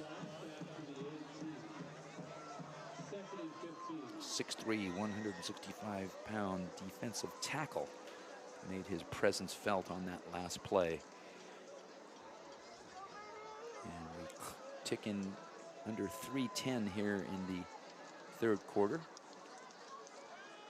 Coleman takes the snap, fires one out to the near sideline, and that's caught by Landon Rodriguez, number 3. Rodriguez manages to tack on a few more yards. Gain of 8 on the play. And that should bring up a 13-yard gain out to the 31. Check that, make it a 13-yard play after that tackle for loss on the earlier play. And this is going to bring up a 3rd and 2 from the 31-yard line. Coleman with 1 setback behind him. Hands off to Ngare. Evades 1 tackler and 2, but finally brought down near the original line of scrimmage. And so the productivity that was happening for Ngare in the first half, Justin is having a hard time replicating that here, as the Dons have made a couple of defensive adjustments up front and plugged those holes that Justin was finding early on in this game. And so that'll bring up 4th and 2 with 1:40 left in the third quarter and trailing by 3 touchdowns. It looks like the Monarchs are going to go for it here. And again, the ball was intended for Landon Rodriguez. Good defending by number 20, Leland Stone. And the Monarchs will turn it over to the Dons here on downs. And so a high-risk play call there results in the Dons taking over in excellent field position, as Wilkes and the offense will begin at the Monarch 32-yard line with 1:30 left in the third quarter. Delayed handoff goes to Joaquin Bordy. Jumps from one hole to the other and manages to wiggle his way forward for about 4 yards. And that'll bring up a 2nd and 6. Bordy was not as effective in the first half, but has now started to find opportunities here and is slowly beginning to stack up the yardage. Ethan Chase flushes Winkles out of the pocket, a flag thrown late, and it looks like there's going to be a hold, which will probably bring this run back.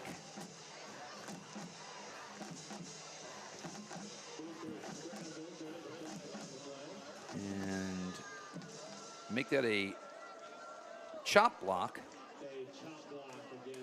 called by our head referee.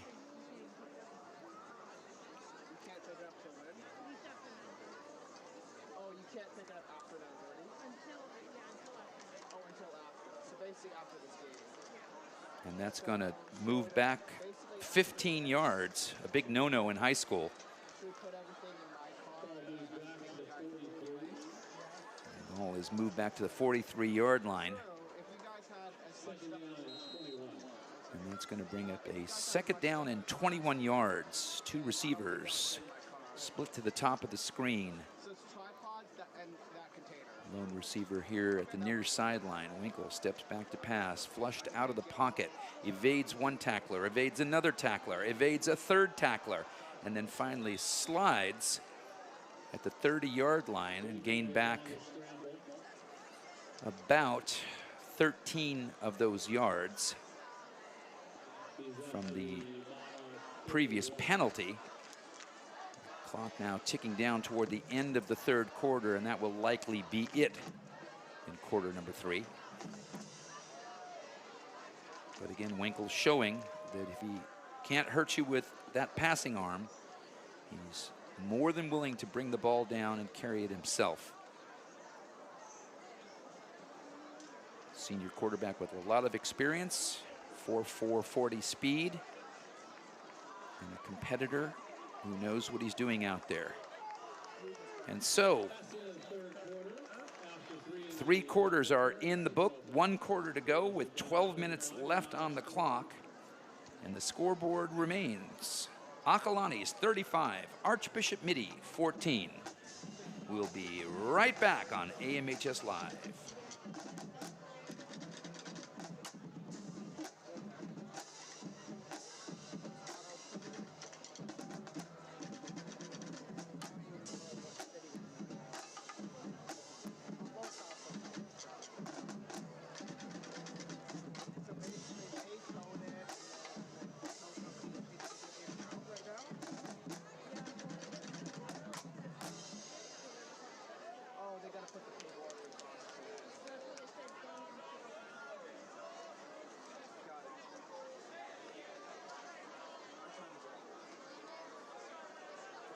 And welcome back. Quarter number 4 about to get underway with the Dons looking at a 3rd and 9. High snap. And there's something you're not going to see too much of. Winkle's finding a receiver wide open in the flat, but the ball was dropped. And that incompletion will bring up a 4th and 9 for the Dons, leading by 3 touchdowns. And there is an official's timeout on the field as one of the Monarchs is injured.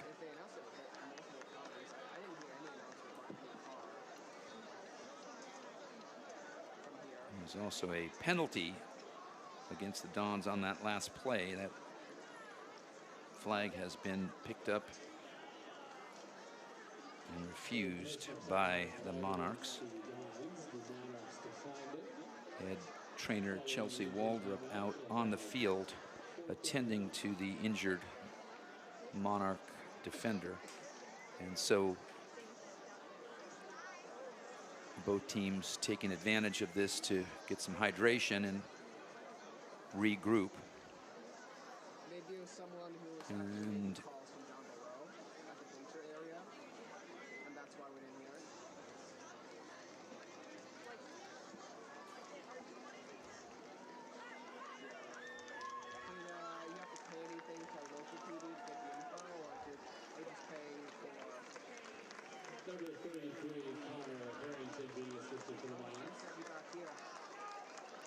And the injured player appears to be number 33, Connor Harrington.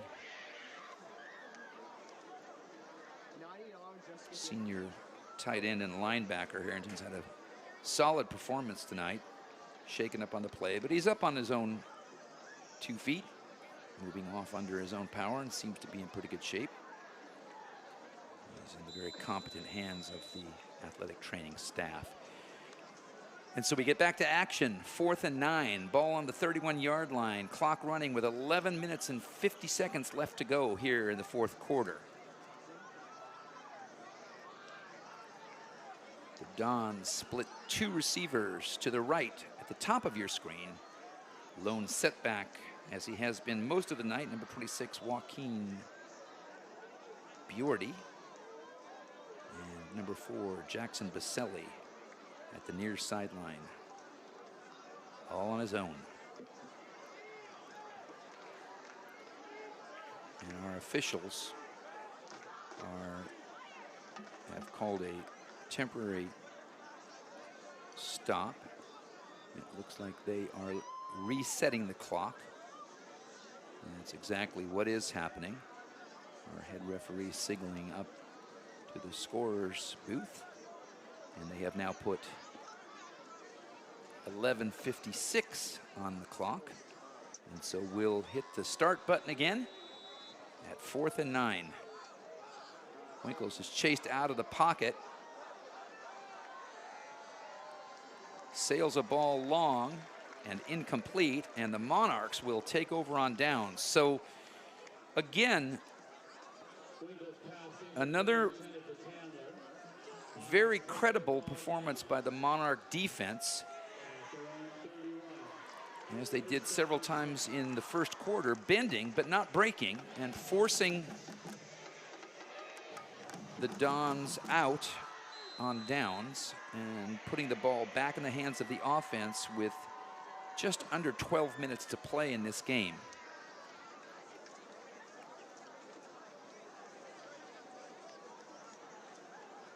So Drake Coleman remains at quarterback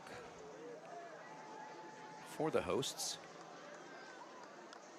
Takes the snap, drops back to pack.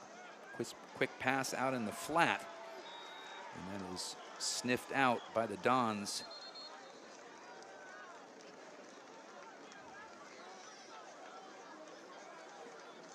Tackle for no gain. And bring up a 2nd and 10. The ball resting on the 31-yard line.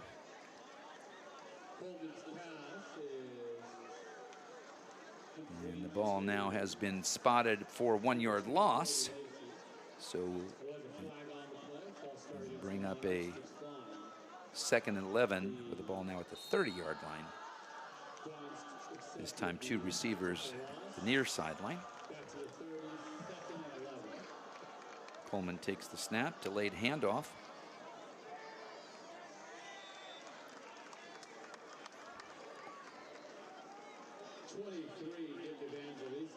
And that was Nick Evangelista, junior running back.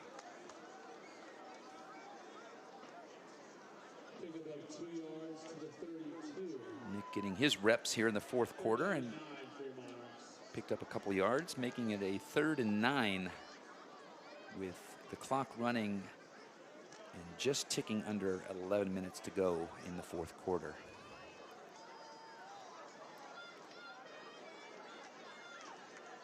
Coleman takes the snap, drops back to pass. He's got time and a receiver over the field.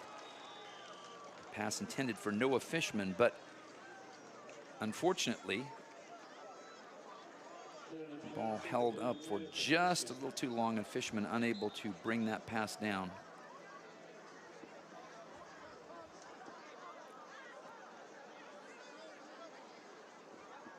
And so that'll bring up a 4th and 9, and Ethan Chase and the punt team making their way out to the field.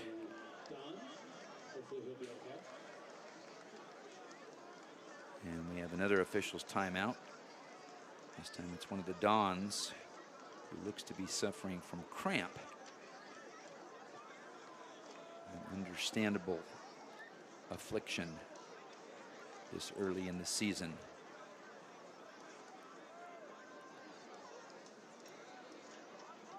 And so, and that is the man of the hour, number 13, Finley Rivera. One can hardly fault him for cramping up with the amount of running and the performance that he has put in this evening. And the senior wideout gingerly makes his way over to the far sideline. We may have seen the last of Rivera for this evening, as the Dons are carrying a 3-touchdown lead. Meantime, as we get back to action,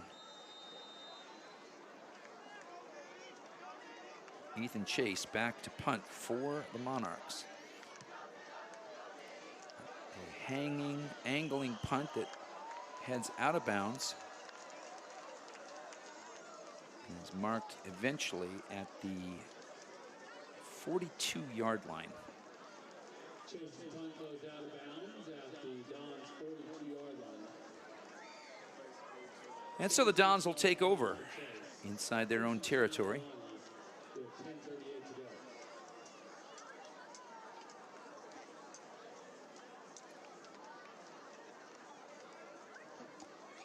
10:38 to go. 10:38 on the clock. And Winkles brings the offense back to the line, takes the snap. Awkward handoff. A choppy snap from center there, and Bordy manages to fight his way nearly back to the line of scrimmage. Banged down by Chase. If one were to nitpick tonight, That's a the hell of a yard. snaps by the Dons have been less than consistent, as Winkles has had to show his ball handling ability on several occasions, once having the ball sail clear over his head.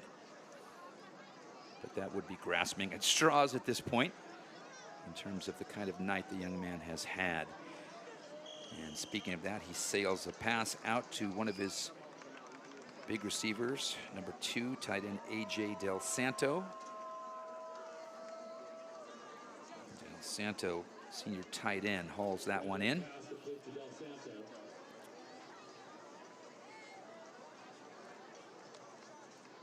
And that sets up a 3rd and 6 at the 46-yard line. Biordi again, the lone setback, a high snap again. Winkles manages to bring it down. He rumbles forward, calls his own number, and he pushes on second effort. Winkle is on the option. And on the option quarterback keeper, he is out near a first down.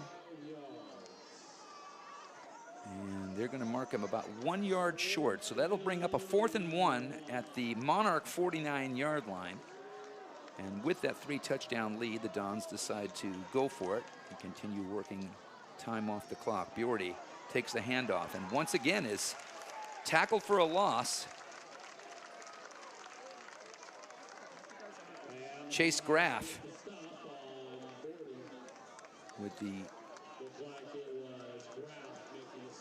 clutch tackle, preventing the first down and getting another set of downs for his offense with 9:08 on the clock. The student section still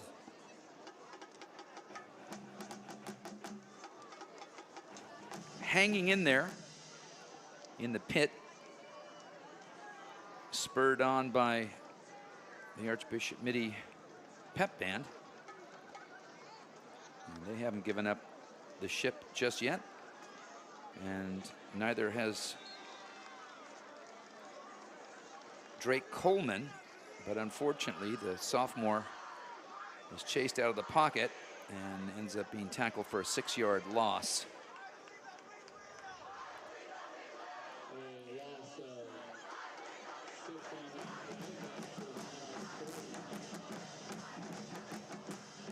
So the Monarchs now looking at a 2nd and 16 with the ball now on their own 45-yard line. Clock continuing to run at 8:30 and counting.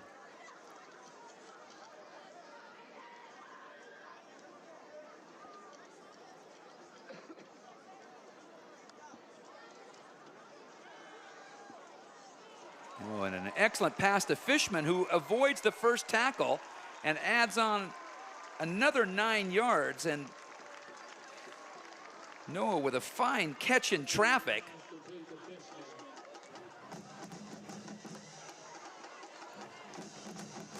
And Coleman showing some poise in the pocket as he fired that ball in a tight window and found his senior wideout running across field.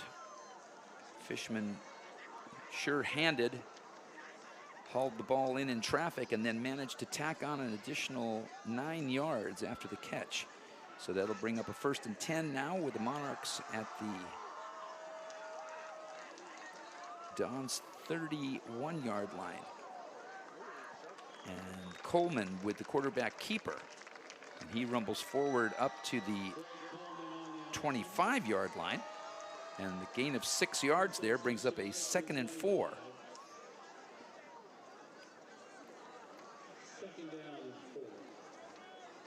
So Mitty showing a little life and a little fight in them.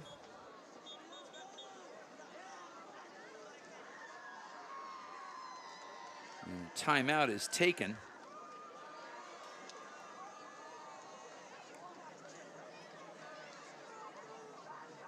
And this timeout is charged to the Monarchs. So we actually checked that. There was a player down, and so it was an official's timeout. And the training staff once again are called into action as they attend to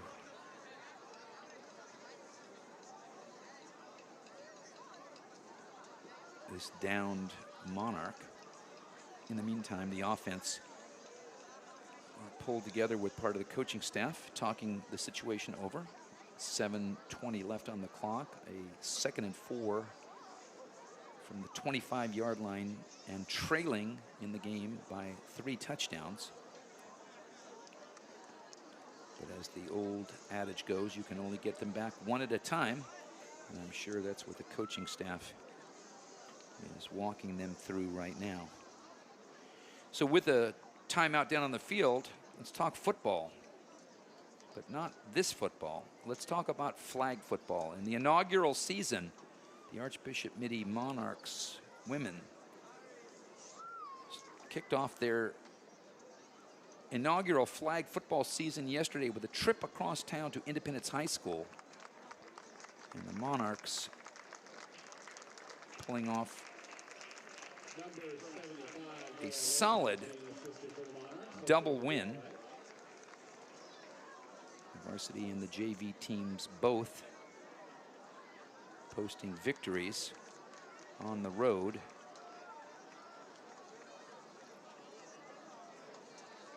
We have some recap and stats from that we'll throw your way. But first, we've got a little more football going on here.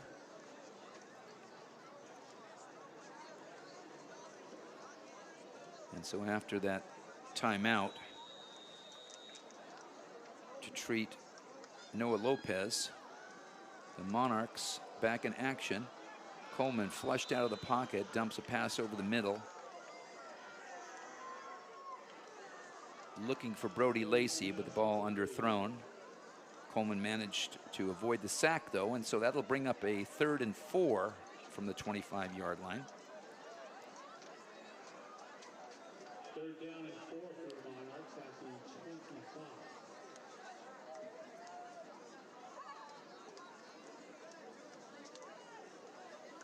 And so Danny Sullivan signals the play in to his sophomore quarterback.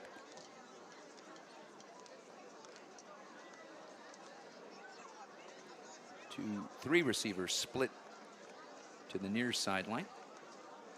Coleman with a delayed play call, and he calls his own number and rumbles forward for about 2 yards. Coleman on the option. And the quarterback option will set up a 4th and 2 from the 23-yard line.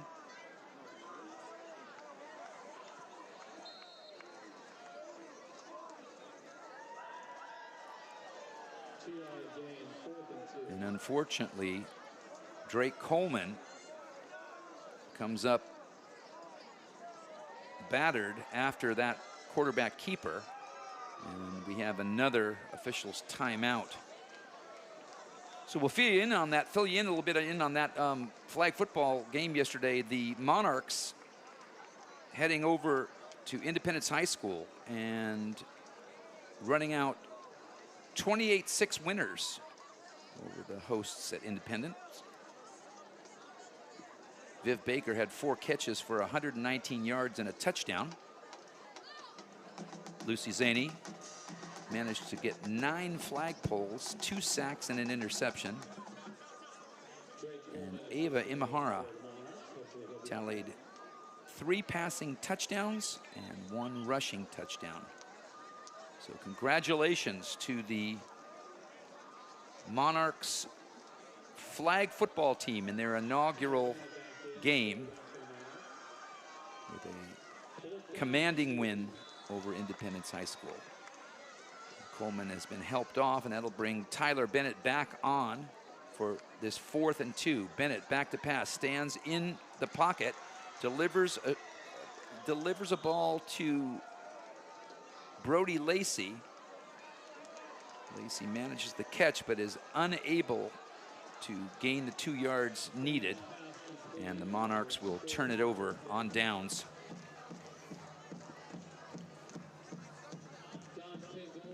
With 6 minutes and 30 seconds left on the clock.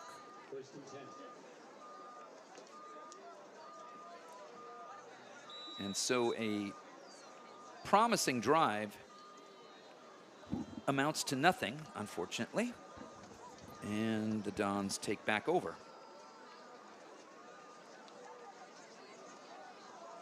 Bordy takes the handoff and is met at the line of scrimmage by Ethan Chase. Chase has had a solid game at linebacker again, and he will be one of the cornerstones of this very young Monarch defense, as he once again flies around and makes a key tackle. Brings up a 2nd and 10. Winkles takes a high snap again. He gives the ball to Bordy. He avoids the first defender, but unable to avoid Jacoby Holloman, as the senior wrapped up the Dons running back and limited him to a 1-yard gain. And brings up a 3rd and 9. Winkles tries to get out of the pocket, running to his right. He's chased to the far sideline and manages to stay in bounds and gain some yardage, but is eventually pushed out on the far sideline. Let's wait to see the mark on this, and apparently he stepped out. 3-yard gain out to the 25. And the ball now marked at the 25-yard line. And that's going to set up a 4th and 7. And let's see what the Dons decide to do here. Winkles drops back into short punt position again. Fishman initially muffed the pump, but managed to recover his own fumble and turns what could have been a disaster situation into a decent return, as he manages to get the ball into Don's territory, and the Monarchs will once again take the field with 5:06 remaining.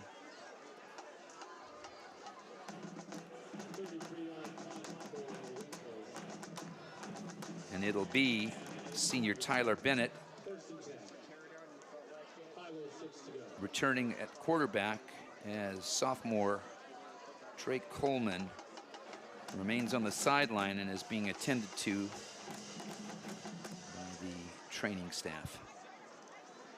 3 receivers split to the near sideline. Nick Evangelista goes in motion and then takes the handoff, rumbles back up the middle, and the second effort manages to gain maybe 2 yards. Call it a long 1, and then we'll bring up a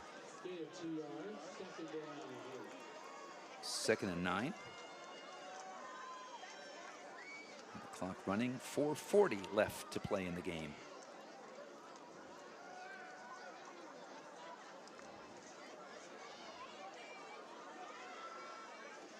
Two receivers either side of the formation.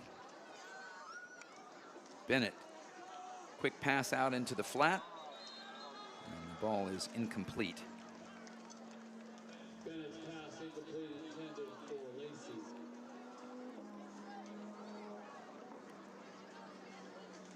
Brody Lacey, the intended receiver, out there in the flat. Tyler just unable to get the ball out there fast enough, and Lacey was unable to make the play, and so that's going to bring up a 3rd and 8 with 4:19 left. Same formation again. Single back with receivers, 2 receivers either side. Bennett takes the snap. Ball is fumbled. A fumble on the exchange. Fumbled on the exchange, and Nick Evangelista ended up recovering that fumble. So the Monarchs maintain possession, but unfortunately that pushes them back about 6 yards, and so that's going to bring up a 4th and 14 with the ball resting squarely at midfield and the clock continuing to run, and now ticking under 3 minutes and 40 seconds.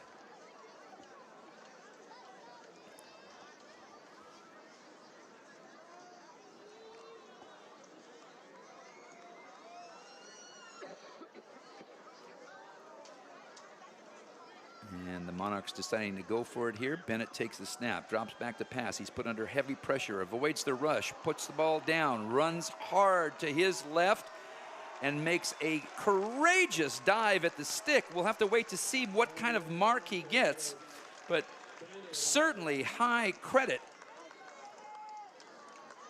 for his read and his commitment. And the senior is rewarded for that commitment as he picks up the first down. So some nifty running there by Tyler Bennett gets the Monarchs out of a jam, and more importantly, earns them another series of downs with the ball now on the 35-yard line of Acalanes. 3 minutes and 12 seconds remaining on the clock. Bennett takes the snap. Again, an awkward exchange with Nick Evangelista results in a 3-yard loss.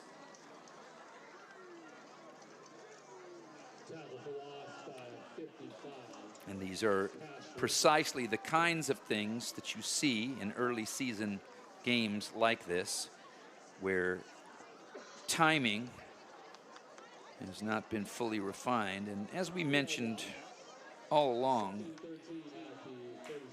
a very young and inexperienced Monarch team trying to find their feet and rhythm here, and it was evident on that last play. 2nd and 13 from the 38. Bennett takes the snap, rears back, fires behind his intended receiver, Landon Rodriguez.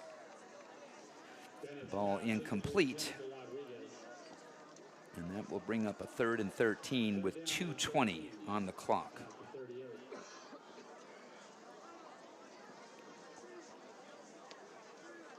Score update from San Mateo. With just a couple minutes left to go, De La Salle has pulled into the lead, a 27-yard run by Deuce Jones-Drew. And the Spartans now lead the Padres 28-17 with just a couple minutes left to play up at Serra.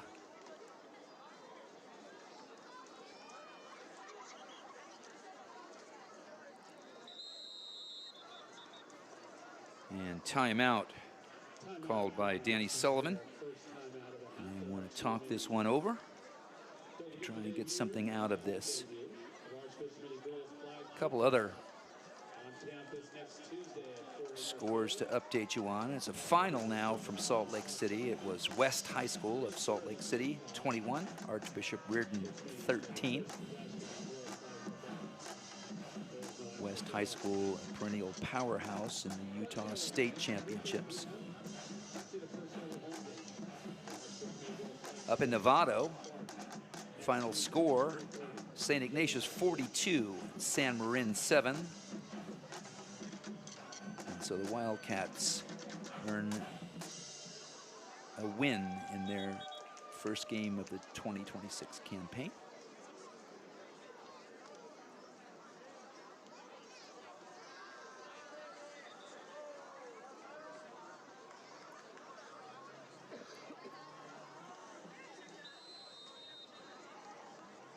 Monarchs now, after that timeout, facing a 3rd and 13 at their own 38-yard line. Bennett takes the snap. That ball batted down at the line of scrimmage. Daniel Dunn, all-league tight end, managed to get a big paw up there and knock that one down.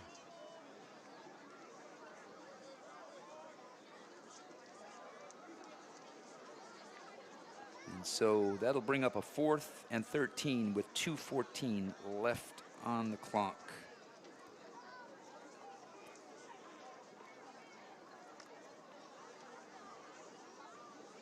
And so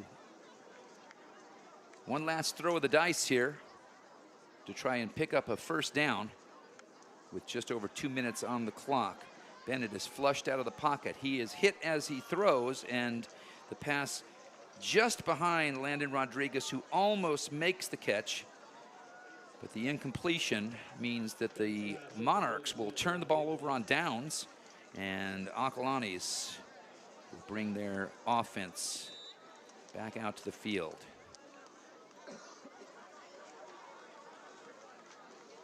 So some good moments in the last 2 possessions, but unfortunately neither team or neither possession resulting in a score, as the Monarchs are out on downs. And with 2:09 on the clock and trailing by 3 touchdowns, one would have to imagine that this is a difficult situation to come back from. And the injured player, by the way, was Tyler Bennett. He fell awkwardly as he was hit from behind on that last pass, and he ambles off the field in some discomfort. So both of the Monarch quarterbacks knocked out of the game this evening, and one hopes that neither of them are too seriously injured, as they will have only a week to recover before the next chapter in this season.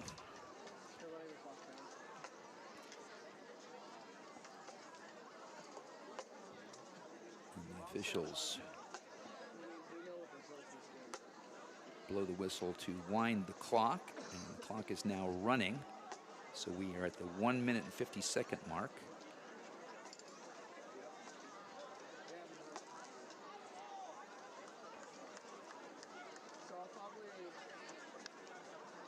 And by the look of things, Acalanes may be content to run this out. The clock continues to tick. 20 and counting. And that is the case as the Dons go into victory formation.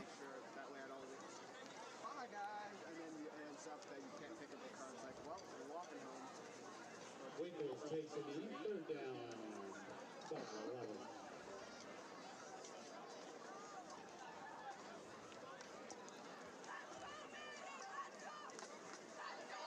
50 seconds and counting on the clock. And we have likely seen our last meaningful play of this contest. Again, Dons in victory formation as Winkles once again takes a knee, and the Monarchs making their way over to their sideline as the Dons do the same. And the clock now ticking down into the final 10 seconds of this opening game of the 2026 season.